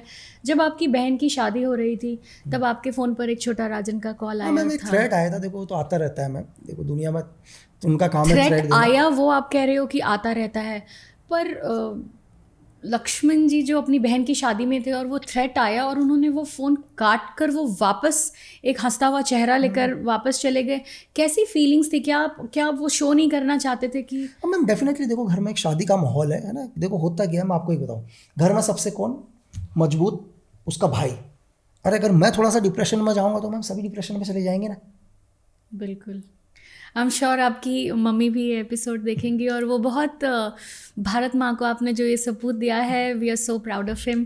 Thank you so much. और आई होप कि आप मुंबई जल्दी आएँ और हमें भी सौभाग्य प्राप्त हो आप लकी जी के पूरे परिवार से मिलने का। एंड मामा काउच पर हम हमेशा मैनिफेस्ट करते हैं कि आपकी बॉलीवुड की जर्नी बहुत कामयाब रहे। तो मैं सोचती हूँ कि आपके परिवार से अब आपकी फिल्म के प्रीमियर पे मिलेंगे। Thank you. मैं अब बहुत गर्व से आपको बताना चाहूँगी कि मेरा नाम स्वाति है और आज मैं बहुत खुश हूँ कि मेरे पास लक्ष्मण जी बैठे हैं। और as a woman and I speak on behalf of all my audience की मुझे इतना सुरक्षित महसूस होता है जब ऐसा कोई पुरुष आकर मेरे पास बैठता है जो अपने बल से नहीं, अपनी बातों से और हर तरह से एक उस सुरक्षा का एहसास दिलाता है।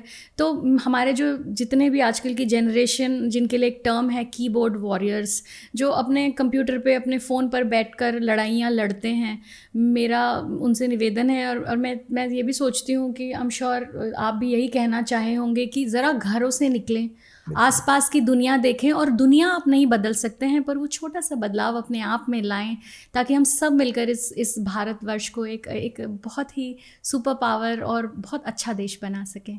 Thank you Lucky ji for coming here.